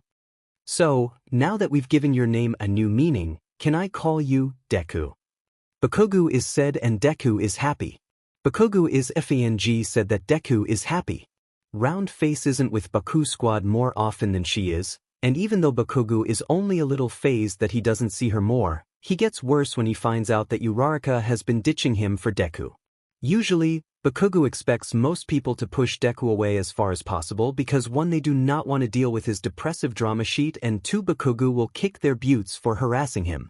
Well, he knows that Uraraka definitely isn't affected by the latter. The thing is, Bakugou should be happy that Deku is finally happy. He's had to work his butt off the last semester to try to push some life back into Deku and get him to actually stand up for himself. And now that it seems Deku is finally getting somewhere, he is not pleased at all. Deku and Uraraka are stuck at the hip everywhere they go. They eat breakfast together, walk to class together, text each other in the middle of the night. Later on, Ishido will tell him that they went to the movies together, studied for chem tests, exchanged FING poetry, and talked smack about him, not that he gave a shit. Distantly, he thinks of Todoroki and wonders what he will think if he finds out that Deku is sharing that same magical friendship he has with him with someone else.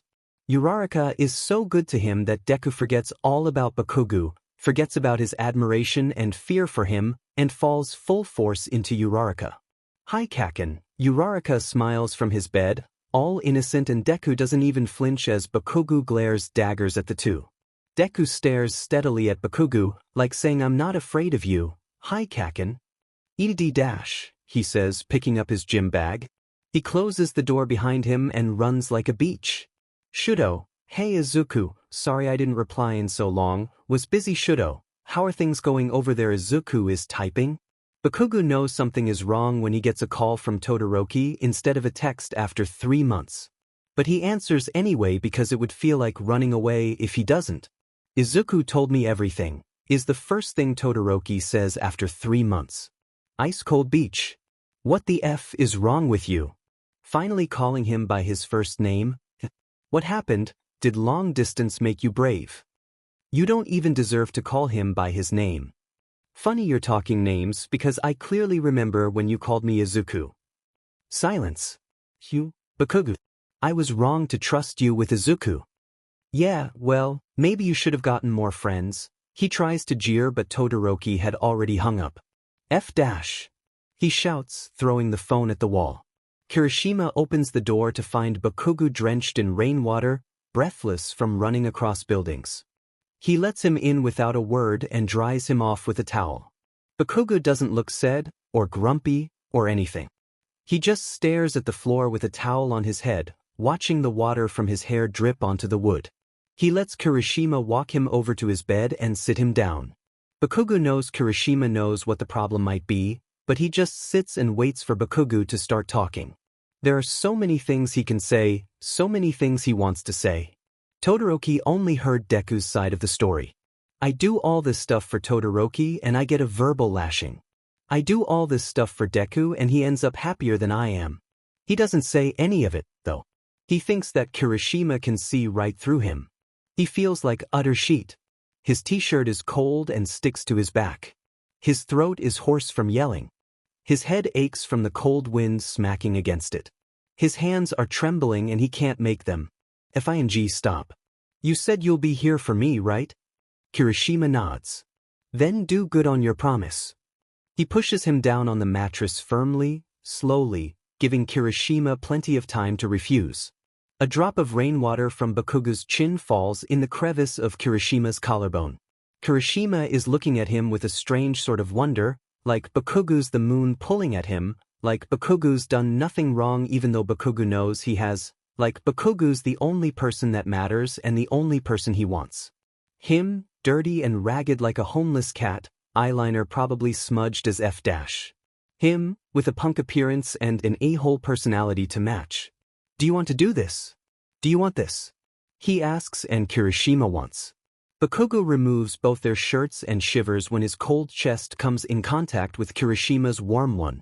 Well then, if Kirishima wants this broken jackass of a person, if he wants to suffer through this year and probably many more with him, then so be it. Bakugou will let him. Sophomore year last quarter. Uraraka stops coming to their dorm and Midoriya to hers for a while, not that Bakugou notices or anything. But living with Midoriya is pretty much like living with a ghost. If Bakugou didn't know any better, he would say that the lump on the bed was just a really oversized potato. Sheet hair, hey you're coming right? It's been like 30 minutes. He turns right before going out the door to glance at the lump of meat. He's left the yelling in favor of the cold shoulder. He knows Midoriya is awake underneath the covers. And Midoriya knows he knows, but neither of them say sheet. The sounds of Bakugou's phone having a Fing seizure is loudest sound in the narrow room. Sheet hair, Bakugou are you comin' sheet hair, Bakugou sheet hair, Katsuki sheet hair, come on man don't ignore me Bakugou, off Bakugou. I'm coming. Kirishima throws his entire body onto Bakugou when he walks in. Dude. I thought you weren't coming. Holy shit, I said I would come already, just. Let go. Yeah. He laughs with a mouth of sharp teeth and swings an arm around Bakugou's shoulders to lead him into the club. Kirishima tries to get Bakugou to dance with him, but he firmly plants his cute little butt at the bar and Kirishima finds that he's surprisingly okay with it because one, he can try to lure Bakugou in with dance moves alone, and two, Bakugou can get some entertainment out of it.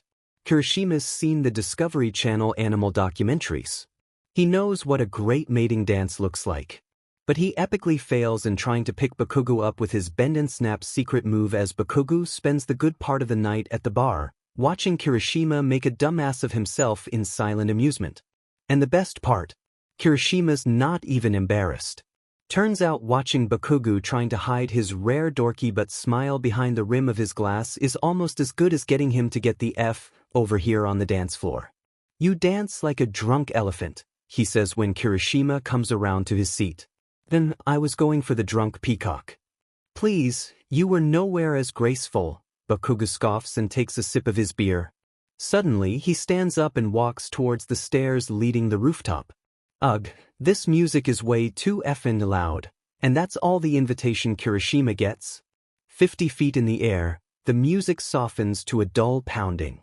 The moonlight is soft compared to the laser rave lights of the club.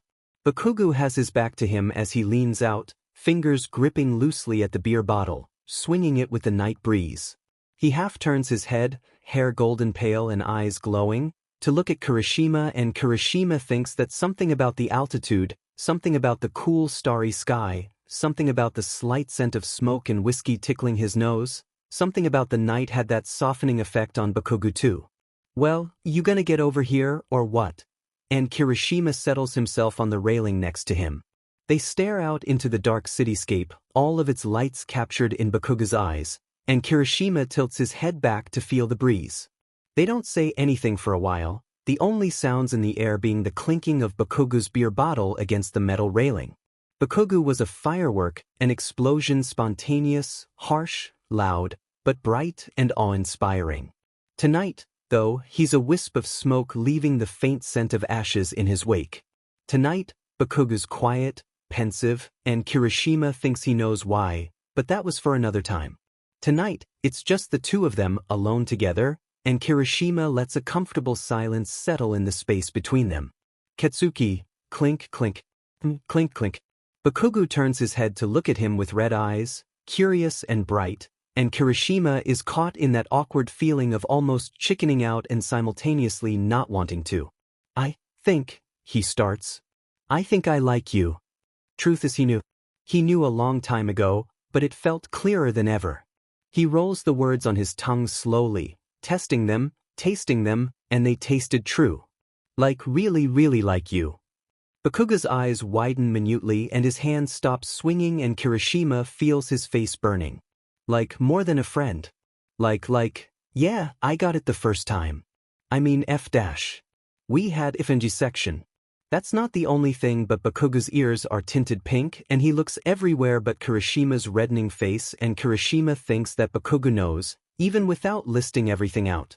F-, Bakugou whispers, running a hand through his hair like he can't believe it. I like you too. He mumbles and something wells up inside Kirishima's chest, like a slow swelling of tide, and Kirishima thinks he can get sky high on this feeling. Can I kiss you first? Shut the F up, he says, moving to lean closer, and Kirishima laughs, wrapping his arms all over him and thinks of how kissing Bakugou feels like fireworks. Two dumbasses alone on the roof of a club at midnight. Chapter 8. Alone together, one dumbass at the edge of the Shimura Bridge. At the end of second semester, Midoriya is sky high, figuratively and literally. A little dirt speck standing like a fool 100 feet in the air, the flow of traffic rushing underneath him, the wind whipping harsh in his hair, the sun beaming bright in his eyes. This is where it starts. Before Midoriya fell again, he fell in love again. Uraraka Ochako is nothing like Bakugou Katsuki. She is soft, kind, and gentle where Bakugou is hard, mean, and rough. And so it goes again, he and Uraraka sitting side by side on the stairs of the pre-med building. He and Uraraka at the library. He and Uraraka at the cafe. He and Uraraka in Uraraka and Tsuyu's dorm. He and Uraraka where before it was only him and an angry Bakugou. She is the one who picked him up and gave him a new name when Bakugou pushed him down, and Midoriya thinks that she is the one. That's what he thought when he goes to knock on the door to her dorm, only to find it unlocked and sees with his innocent virgin eyes the love of his life. Kissing her roommate. Uraraka looked up, startled. Deku, she started, and he ran, feet thumping heavily down the corridor. He's never run harder or faster in his whole life, and Midoriya's certain that if his PE teacher could see him now he might have even felt proud of him. What the F is going on? People shouted when they heard ugly sobbing pass through the hallway. Ugh, is it that suicidal freak again? Midoriya locked himself up in his dorm room and Bakugou wasn't there. Bakugou doesn't even come to the dorm anymore. Whereas Midoriya is there but didn't really have much of a presence, Bakugou is completely absent. Midoriya thinks he knows what the cause is, where he's at, what he's doing, who he's with. He tries not to let it bother him too much. His chest hurt and he wound himself tighter underneath his bed sheets, becoming smaller and smaller in the empty room. First semester.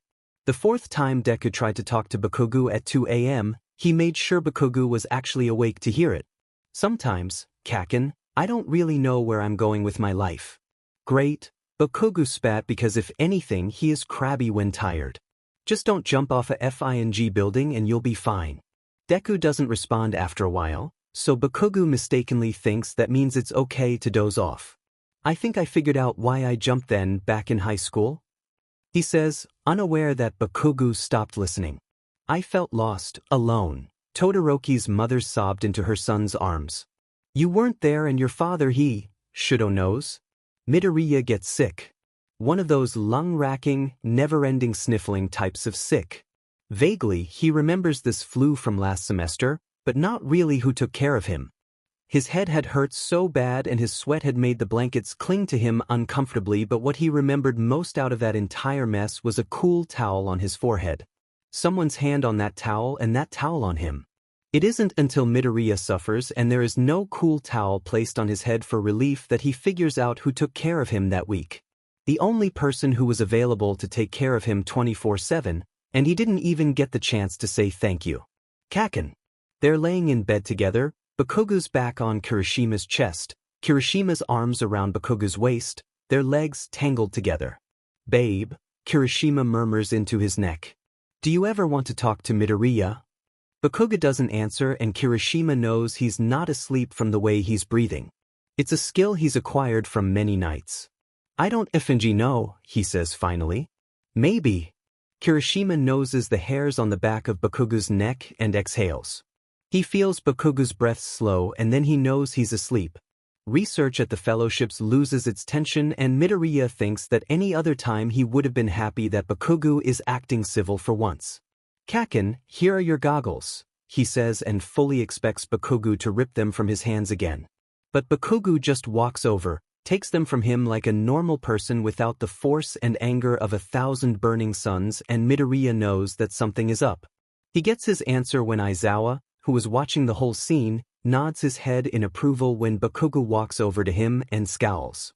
It isn't until Kirishima knocks on the door to their room that Midoriya figures it out. You ready? He asks and Bakugou shoves at him and tells him to F off. In Bakugou language, off means, I'm a trash can not use to feeling these soft mushy feelings. In Bakugou language, taking goggles out of his hands like a normal person would means, F off. Bakugou closes the door behind him without glancing back and Midoriya stops to wonder if he's SST when he thinks he misses the way his relationship with Bakugou was like before. The last 2 weeks of the second semester pass like this. Midoriya alone in the dorm, in the library, in restaurants, in class. It's exactly the same as his first semester freshman year, but it's infinitely harder to go back to being alone after getting used to the opposite. Uraraka and Tsu, Todoroki and his mom, Midoriya and his beer. Bakugou and Kirishima. The day before finals he sees Bakugou on the path between the pre-med and the gym buildings.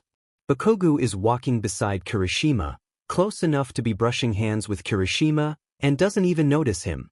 Like it's happening in a dream, Midoriya watches them pass by in slow motion, the distance between them increasing. He tries calling out to him, but something gets stuck in his throat. Then, time starts moving again. Ki-pu. Bakugou turns around and they look at each other for the first time in a while. Really look at each other. Honestly, Midoriya is surprised Bakugou even agreed to stop by their shared though it doesn't really feel like it, not any more dorm to talk. Maybe Kirishima mellowed him out. I'm thinking of renting an apartment, Bakugou says when they're popping shots. After this year, I'm moving in with Aijuru. Midoriya feels a sort of old jealousy rise up in his chest, but he wants to be happy for Bakugou. He really does. He takes Bakugou's hand in his and shakes it. It's been a pleasure. Bakugou smiles back, sharp like his winged cat eye. The pleasure's all effing mine. Bakugou and Midoriya. It still stings, but now Shudo is able to think about Izuku's confession, Izuku's falling out with Bakugou, his acceptance of his feelings, that night more clearly than he'd been able to do before. Shudo, if you like this boy, then just tell him, his mom says and Shudo wants to say, no mom, it's not that simple. Even if you think he doesn't like you back, at least he'll know your feelings and maybe it'll turn out that you were wrong. I don't know, Mom. Tell me, what do you like about this boy? Tell me in exactly the way you would tell him. I like his smile, Shudo thinks. I like the way he brushes his hair back when he writes. I like how he always tries his hardest in everything he does. I like how he's always willing to listen to me. I like his green eyes. I like how kind and caring and smart he is. I like all 67 of his freckles. I like how smooth his skin is. I like how he doesn't have any scars. Actually, does Izuku have any scars? Shudo'd seen him scratching his arms, the back of his neck. He'd always chalked it up to nervous habit. He has no friends. Even if Izuku didn't have any visible scars, did he have them somewhere Shudo couldn't see? Are you realizing something, Shudo? If she didn't have 2 healing legs, if she weren't his mom, would he have known anything beneath what he could see? It dawns on him that Izuku is exactly like his mom, exactly like him. What the hell? The answer was right in front him the whole time. Mom, he whispers hoarse. I think I get it now. Do you now? She takes his hand in hers and smiles. Then what are you waiting for? go get him back. Bakugou, sophomore year is over. Bakugou, come get your Midoriya back. Midoriya and the edge of Shimura Bridge. After Bakugou closes the door to go out clubbing with Kirishima, Midoriya pulls the covers down to his chin and lays in bed for a few more hours, letting the dark close in around him. He checks his phone, not even flinching at the bright but screen flashing. A week since messaging Shudo, 2 weeks since Bakugou won't come back tonight, a week since Uraraka.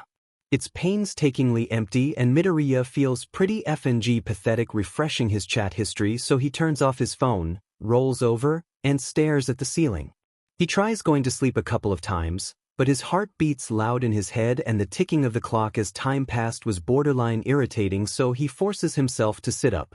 He puts on a pair of ratty but jeans, a random t-shirt he grabbed off the edge of his bed, and his J's. He sees some leftover bottles of beer Bakugou had with Kirishima a few nights ago, and why the F not? He's not really thinking. Can't really think after he drinks about 3 of them, anyways, so he walks out the door, down the stairs, on the sidewalk across the street. And this is where he is now, on the edge of a FING bridge. His head hurt like someone took a sledgehammer to it. He guesses that's what it feels like when you drink 3 Captain Morgans in one sitting and then subject yourself to the cold wind smacking against your skull. He watches the traffic for a while. Reviews his pathetic life. Thinks about his unrequited crushes, all the anime he'll never watch, patients he'll never save, chemistry problems he'll never solve. He thinks, and maybe reconsiders what he's doing. He remembers how he took the dive off a building in high school. Jumping off a bridge is pretty much just as easy. It isn't until Todoroki sits down with his mother and talks about her attempt to jump off the Todoroki LP tower that he remembers one of the rumors about Izuku Bakugou had told him. Pathetic, suicidal. The signs were all there and he didn't want to admit it. Todoroki has some trouble with denial, see. And this time, there is no Bakugou to snap him out of it. Todoroki glances as his mother, sleeping peacefully on the bed. He thinks of Midoriya, miles away. Suicidal. Midoriya wakes up in a BMW to someone shaking his shoulder. He didn't know heaven had such nice cars. He opens his eyes blearily and sees something half red, half white. Shuto. Is. Now Midoriya's sure he's in heaven. Izuku, he says worried. I found you passed out on the side of the bridge. Oh, Midoriya sighs. He does all these dramatics and passes out from alcohol overdose just 1 step away from death. Izuku, what were you doing? He could tell Todoroki everything right now, but he's too overwhelmed with the joy of seeing his friend again, the disbelief of what he was about to do, and the shame that crawls in his throat that he didn't have the guts to jump even though he is beyond relieved he didn't. His heart feels like it's going to spill out of his eyes and it's just all too much, so he just puts his head in his hands and cries. Bakugou is packing up his sheet when he finds a letter underneath his pillow. It's from Midoriya. He thanks Bakugou for fighting off his bullies, for helping him with his homework, for taking care of him when he was sick. He tells Bakugou he can have his limited edition DVD Blu-ray of Neon Genesis Evangelion. He signs it off as Deku. What the F is this? A cry for help. A self-pity letter. Bakugou is beyond said and storms out the dorm building just in time to see Todoroki step out of the car with a sobbing Midoriya. Phew, Deku. He screams and Todoroki WHPs around and looks ready to murder him. Tell me what the F this is. He crumbles up the note and throws it at Midoriya's face and Todoroki reaches out to catch it. Midoriya stops crying long enough to look at him with this face of utter surprise. Like he didn't expect Bakugou to care so much and Bakugou feels like exploding. If you ever, he's shaking and has to gulp down whatever emotion is clogging his throat. If you ever pull shit like this again, I'll kill you before you can do it to yourself. He turns away and doesn't stay to see Todoroki's shocked look and Midoriya's shameful one. The letter remains a crumpled ball in Todoroki's fist. He doesn't need to read it to know what made Bakugou so mad, what made Midoriya so ashamed of himself, and what led to his finding Midoriya on the side of the road smelling like 3 bottles of whiskey. It's the same reason his mom had landed herself in the hospital, needing her son's assistance every day for 6 months, waking up screaming some nights, clutching at invisible wounds, Todoroki rousing from the bed next door to slide her back until she calmed down. He turns his head to the side to where Midoriya is laying on the bed in his and Bakugou's dorm. A lot of things have happened in the past 6 months without his knowledge, and as much as he would like to place all the blame on Bakugou's head, he knows that this is partly his fault. It hits him like a cement brick, that he knows nothing about Midoriya at all, where he came from and what he's like now, aside from the fact that Midoriya has 67 freckles on his face.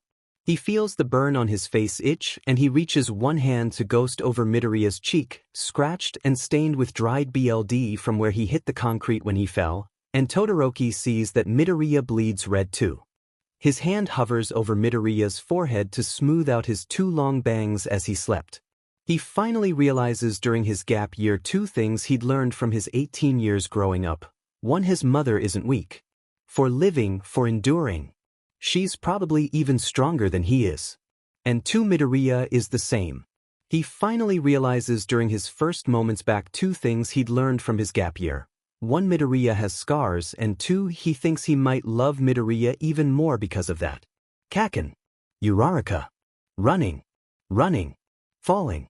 Izuku wakes up with a start, bolting in an upright position. His hands clutch at soft fabric, not concrete. He hears the crickets chirping, not the busy flow of traffic beneath the bridge. His cheek is in a cotton bandage, not crusted with BLD. He sees the familiar darkness of his room, not the cityscape 500 feet in the air, and when he finally lets his breath go, the room seemed to contract and expand with his exhale. He feels the bed dip to his right. Izuku didn't even notice him. "Oh, you're awake," the shadow says. "Shudo," he breathes. "You scared me." He can't really see, but he thinks the shadow gives him one of his Todoroki stares again, probably to be followed by a long, indecipherable silence. "I was scared for you," he says instead. Izuku fists the covers, shaking.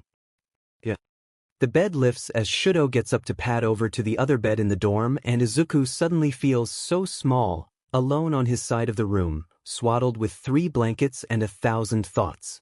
"Shudo," he calls out, and he hears the footsteps pause. "Could you stay with me for a while? I'll be in the same room."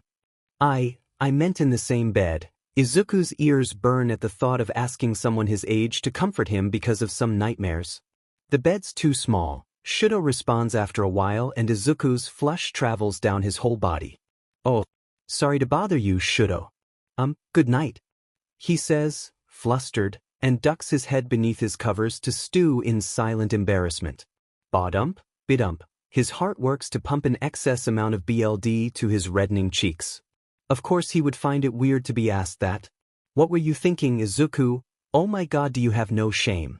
Screech. "Is this better?"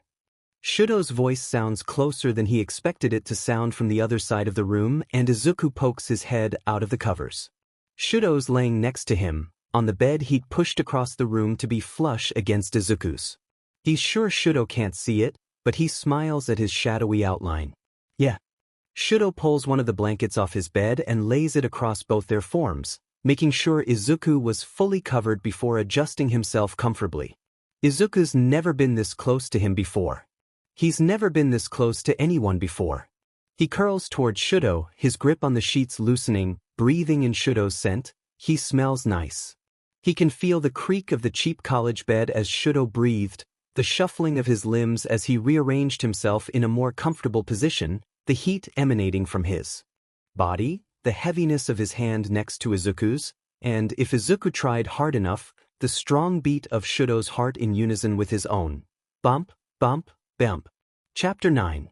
Closer. Aside from the 30-second cameo Todoroki made when he scooted Midoriya out of his FING BMW, Bakugou doesn't see him for a few weeks. It's only when the summer research sheet he's been working on calls for some of his old chem notes on DNA gyrase that he realizes that he's left them back at his old dorm.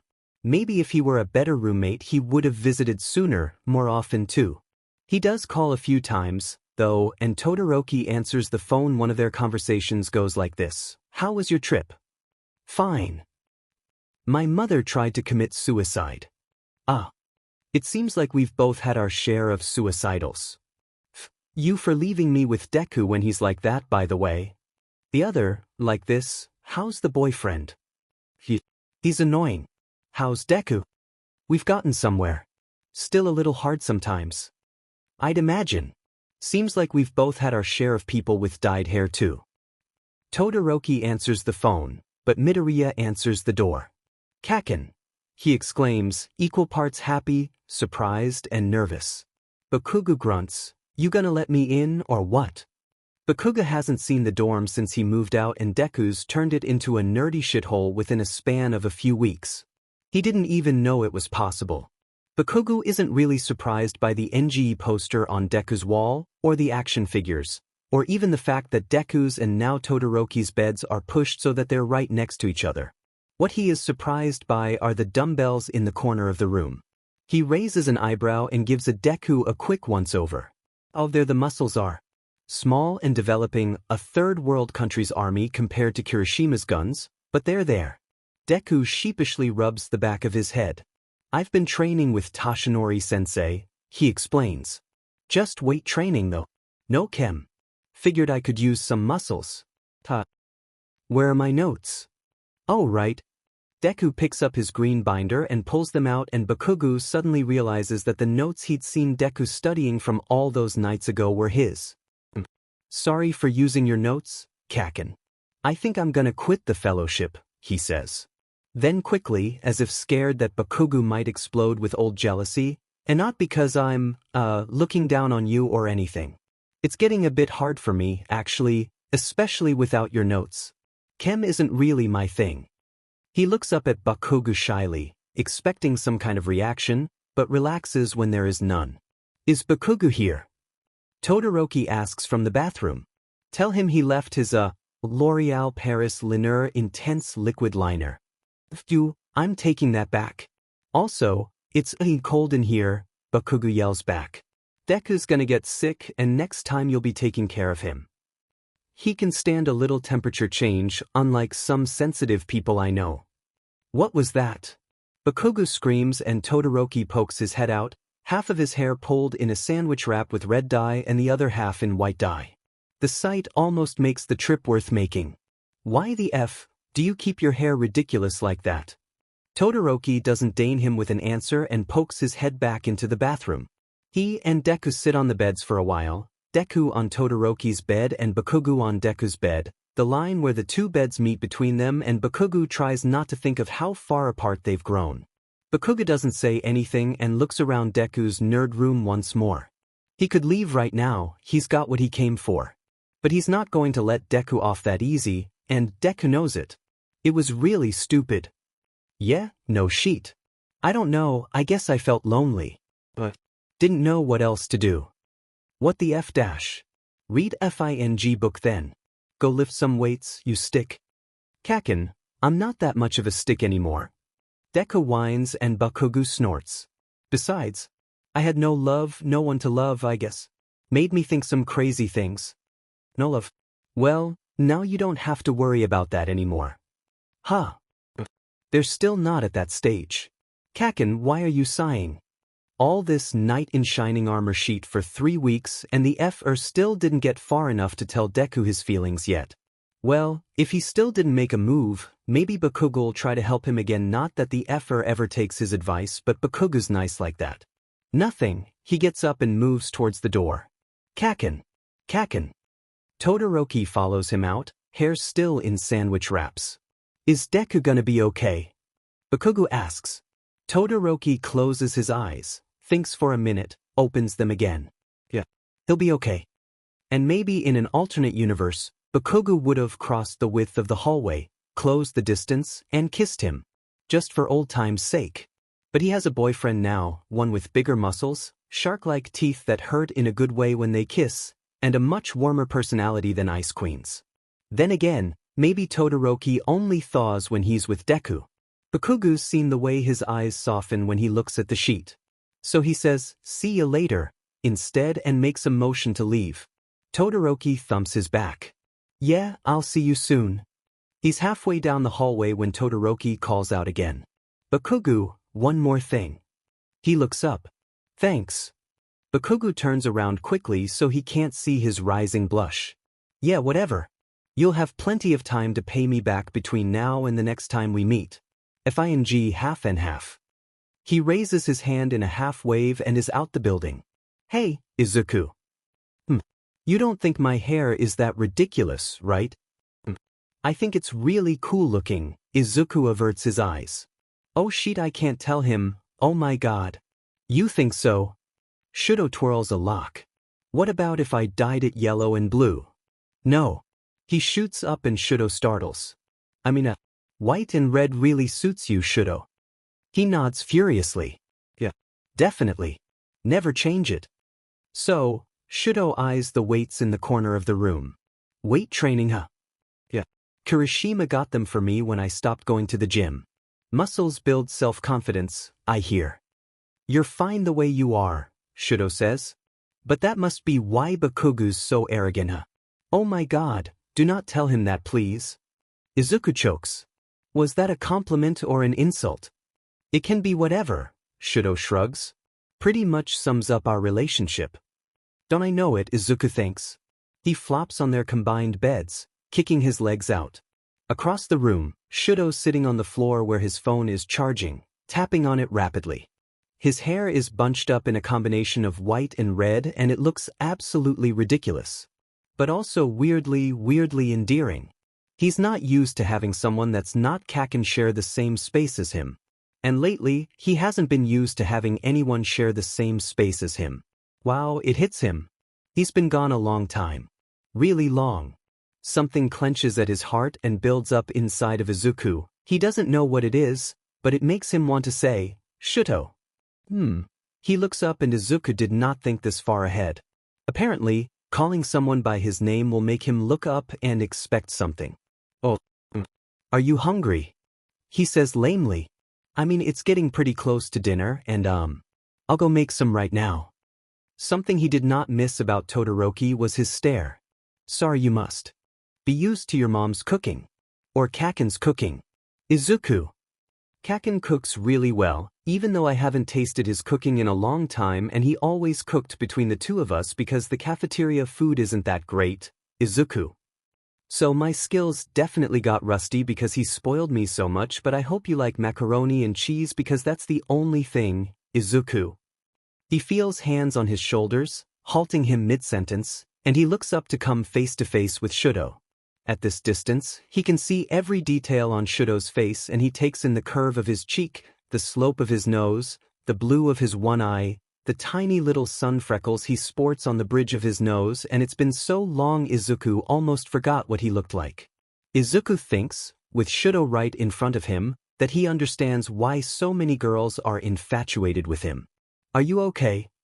Shudo asks and Izuku frantically nods his head yes even though his heart is pounding faster and his mind is screaming, too close, too close. Good. He puts his forehead right against Izuku's so Izuku could feel his breath on his skin and his hair tickling his cheek and oh, your hair dried, Izuku says dumbly. It did. Shudo smiles and God, Izuku thinks. God is real. Shudo lets him go and Izuku breathes out a sigh. Your face is really red. Do you have a fever? He goes in to touch foreheads with Izuku again and Izuku practically jumps 50 feet away. It's fine, Shudo. Really? His hands flail in front of him until Shudo finally stops giving him a weird look and turns back to his phone. Oh my god, not even living with Kaken was this hard, he mutters underneath his breath. What was that? Shudo must have a bat's ears. Bakugou. Oh, don't worry about him. We'll be seeing him soon enough. Soon. Izuku can feel a weight pulling at his stomach. One encounter with Kaken was already exhausting. What do you mean soon? As in tonight. What? Yeah, Shudo shows him what he was texting on his phone before. Bakugou's boyfriend invited us to their housewarming party. Housewarming. Izuku flails even harder. We didn't even get them a gift. It's alright. The invitation was last minute. He wants to apologize for Bakugou being but lately anyways. Or all the time. And I only have this Sephora gift card. It's not much but I hope he'll like it. Shudo puts a hand under his chin and crosses his legs, wondering in that earnest yet completely unnecessary way a pretty rich boy of his nature had no right to. Oh my god, he's gonna kill me if I don't get him something, oh my god, he groans. Something green catches the corner of his eyes. Ah, I forgot to feed Zoro. He sees Shudo's confused look and elaborates, "Oh, it's the Marimo Kaken got me." "You can get that for him," Shudo says. "A Marimo?" Izuku blinks. "I'm sure. You think he'll like it?" He's had quite the time with Marimos. "Trust me, we've even had a conversation about them." "You mean Kaken's wanted one this whole time?" Izuku gasps. "And he got one for me."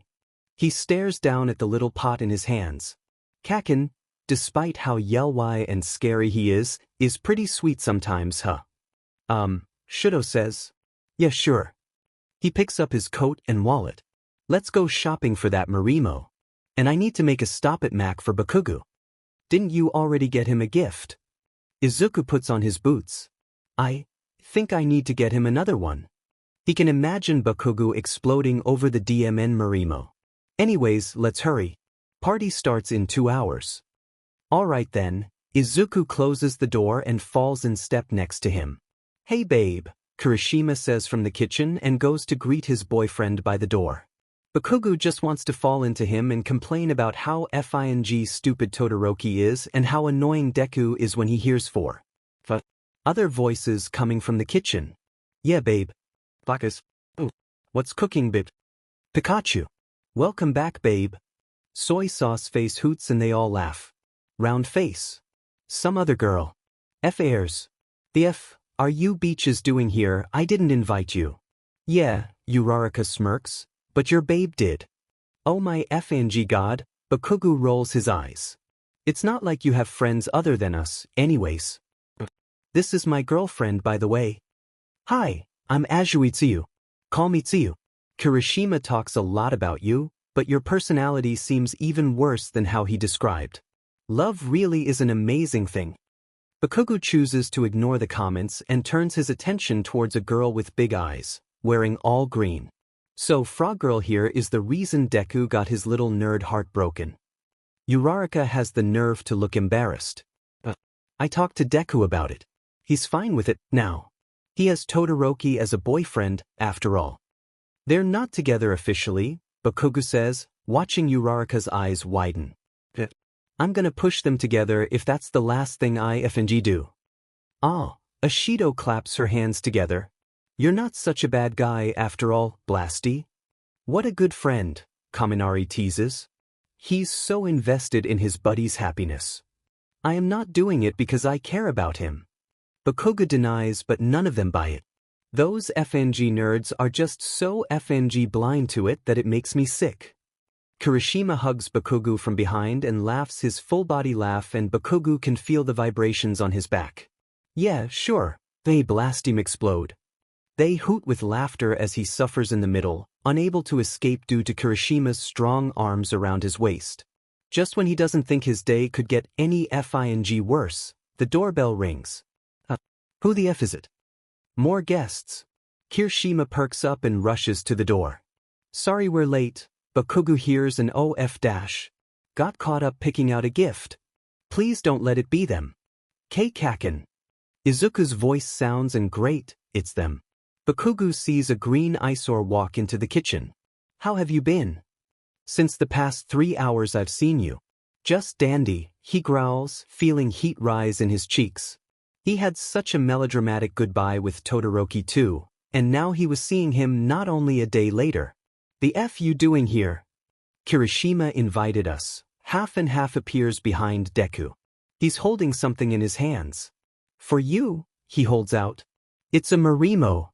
"I know what it is." "Halfie, why the F would you get me a Marimo? You don't like it." Izuku frets. "Oh man, I knew we should have gotten him something else. Oh my god. What if I was wrong and Kaken didn't want a Marimo all this time?" "Oh my god." Todoroki pulls Bakugou close, till their foreheads are almost touching, and shoves something in his hands. "What the foo?" "Hush," Todoroki says, glare sharp. "Take the gift." Bakugou looks down and holy F, Todoroki just placed not one but 2 $1,000 makeup gift cards in his hand. Todoroki wants him to hush up and take the gift. He's good at taking. He will take it like a beach, take it he will. Todoroki pulls away and Izuku, caught up in his own mind, doesn't even seem to notice what had just transpired. Deku, he snaps and Deku's head shoots up to look at his. Thanks, he waves the Marimo. I'll take care of it. Kaken. Deku offers a wobbly smile. So you do like it? Todoroki's glaring at him from behind Deku, so he sighs heavily and says, yeah, it's great. F-I-N-G fantastic. Best present ever. I love it. Now if And Deku practically cries himself a river. If Deku wore eyeliner, maybe he wouldn't cry like a beach so often. Well, his job here is done. He doesn't need to stick around with Deku any longer. He doesn't even have to turn his head, he FNG knows Todoroki's there, smiling at Izuku dopely even though his overactive tear glands are working and spouting fountains down his face. FING disgusting, he thinks. Ichi told me to F off. Izuku rubs at his eyes furiously. Kaken said that to me. Do you need me to beat him up? Shudo tilts his head, cracking his knuckles. Oh geez, sorry about that, Kirishima rubs the back of his head. Katsuki's thankful really. You know how he is, he just has a potty mouth. Shudo opens his mouth but Deku interrupts. No. I know. Kaken said if off and I'm so happy. What? Shudo says. He brushes Izuku's bangs aside and puts their foreheads together. Are you alright? Do you have a fever? Did you hit your head? What has he done to you this past year? I'm fine really, he sniffs. I'm glad at least some part of our relationship is getting better.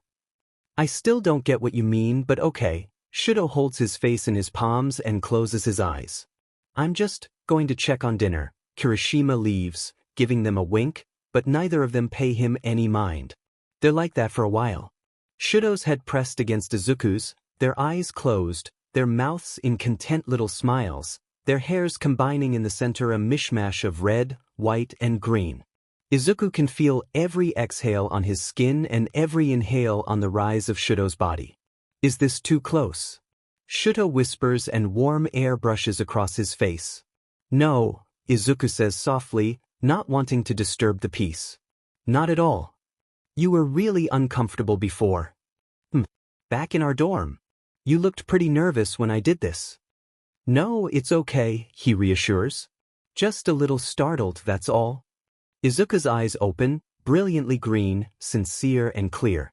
I meant it back then, you know, he says, and Izuku hums. That I think you're fine the way you are. Izuku's cheeks warm in a blush. I don't know. I'm not really comfortable with you just saying those kinds of things. It's okay. We have all the time in the world to heal. That seems to placate Izuku and he calms down. It seems to be the most NTMT thing when two people just stand and touch and are able to feel each other live. As if to get back at Shudo for making him blush, Izuku says quietly, firmly, I miss being this close to you. Me too, he says and can't stop the flush from traveling across his face. It's okay. We have all the time in the world to get close too. Something in his chest makes his heart beat louder and overflow. 2 years of something. It urges him to open his mouth and pour all of it out, but he stops himself. There's no need to overwhelm Izuku when he just got back. There's no need to rush. They can take things slowly. Their faces are close, really close. Only their foreheads are touching. If they wanted to, they could fit them even closer. Closer. Okay, seriously, Kaminari calls. Like, Bakugou's gonna get said if you don't eat what he cooked. Is he a mom or something? Uraraka laughs and Bakugou yells at them to shut the F up. Well, Shudo reluctantly pulls away. Ahem. Should we get going then? Yeah, Izuku says, looking down. Let's. They walk into the kitchen, pink in their cheeks and where their foreheads stuck together, hair mussed up in the front. Bakugou makes a mean lasagna. This is what they all learn, laying on the couches, lethargic and bloated from food comas. Izuku is so full he starts to feel sleepy. He tries to listen to the conversation about Kirishima's 2 a.m. meme calls. He doesn't even know. He's so tired, it must be because the couch is really soft, he's going to have to ask Kirishima where they got it. Or maybe it's the fact that Shudo is a warm weight by his side, like an anchor. He starts nodding off, his head droops forward and to the side and Shudo's shoulders are the perfect height for him to rest his head on. He feels Shudo freeze up beneath him and he contemplates taking his head off his shoulder. But then the muscles beneath his head loosen up and relax, melt into soft lines and liquid silk. Shudo's shoulder is the best pillow he's ever laid his head on. Shudo goes quiet, stops talking, then lays his head over Izuku's. They fall asleep like that. They're so cute, Ashido whispers. I think you mean FNG disgusting, Bakugou retorts. I cannot believe Halfie just stopped talking in the middle of the conversation and went to sleep. What kind of rude effort does that? Oh shush, Bakugou, they're young and in love. Uraraka says and is shushed by 5 different people. Oh yeah, they aren't supposed to know they're in love, right? Does it even need to be said out loud to be true? Ajui comments. They really are pretty dumb. Cute thing disgusting, Bakugou repeats and sinks even further into the couch. Ah, don't be like that. Kirishima puts an arm around him and hugs him close, cuddling him like a big, slobbery dog. Now that's disgusting, Kaminari whispers into Ashido's ear. Nope, still pretty cute actually. Shut the F, Bakugou begins to say but is pulled right back into Kirishima. He can hear the idiots giggling. Out of the corner of his eye, he can see the 2 F-airs sleeping on the couch. He watches Uraraka slide her hand over to Tsuyu's discreetly, like she thinks no one's watching, and thinks of Todoroki and Deku and how hard they would blush just from holding hands. Yeah, Bakugou thinks, I'm surrounded by dumbass.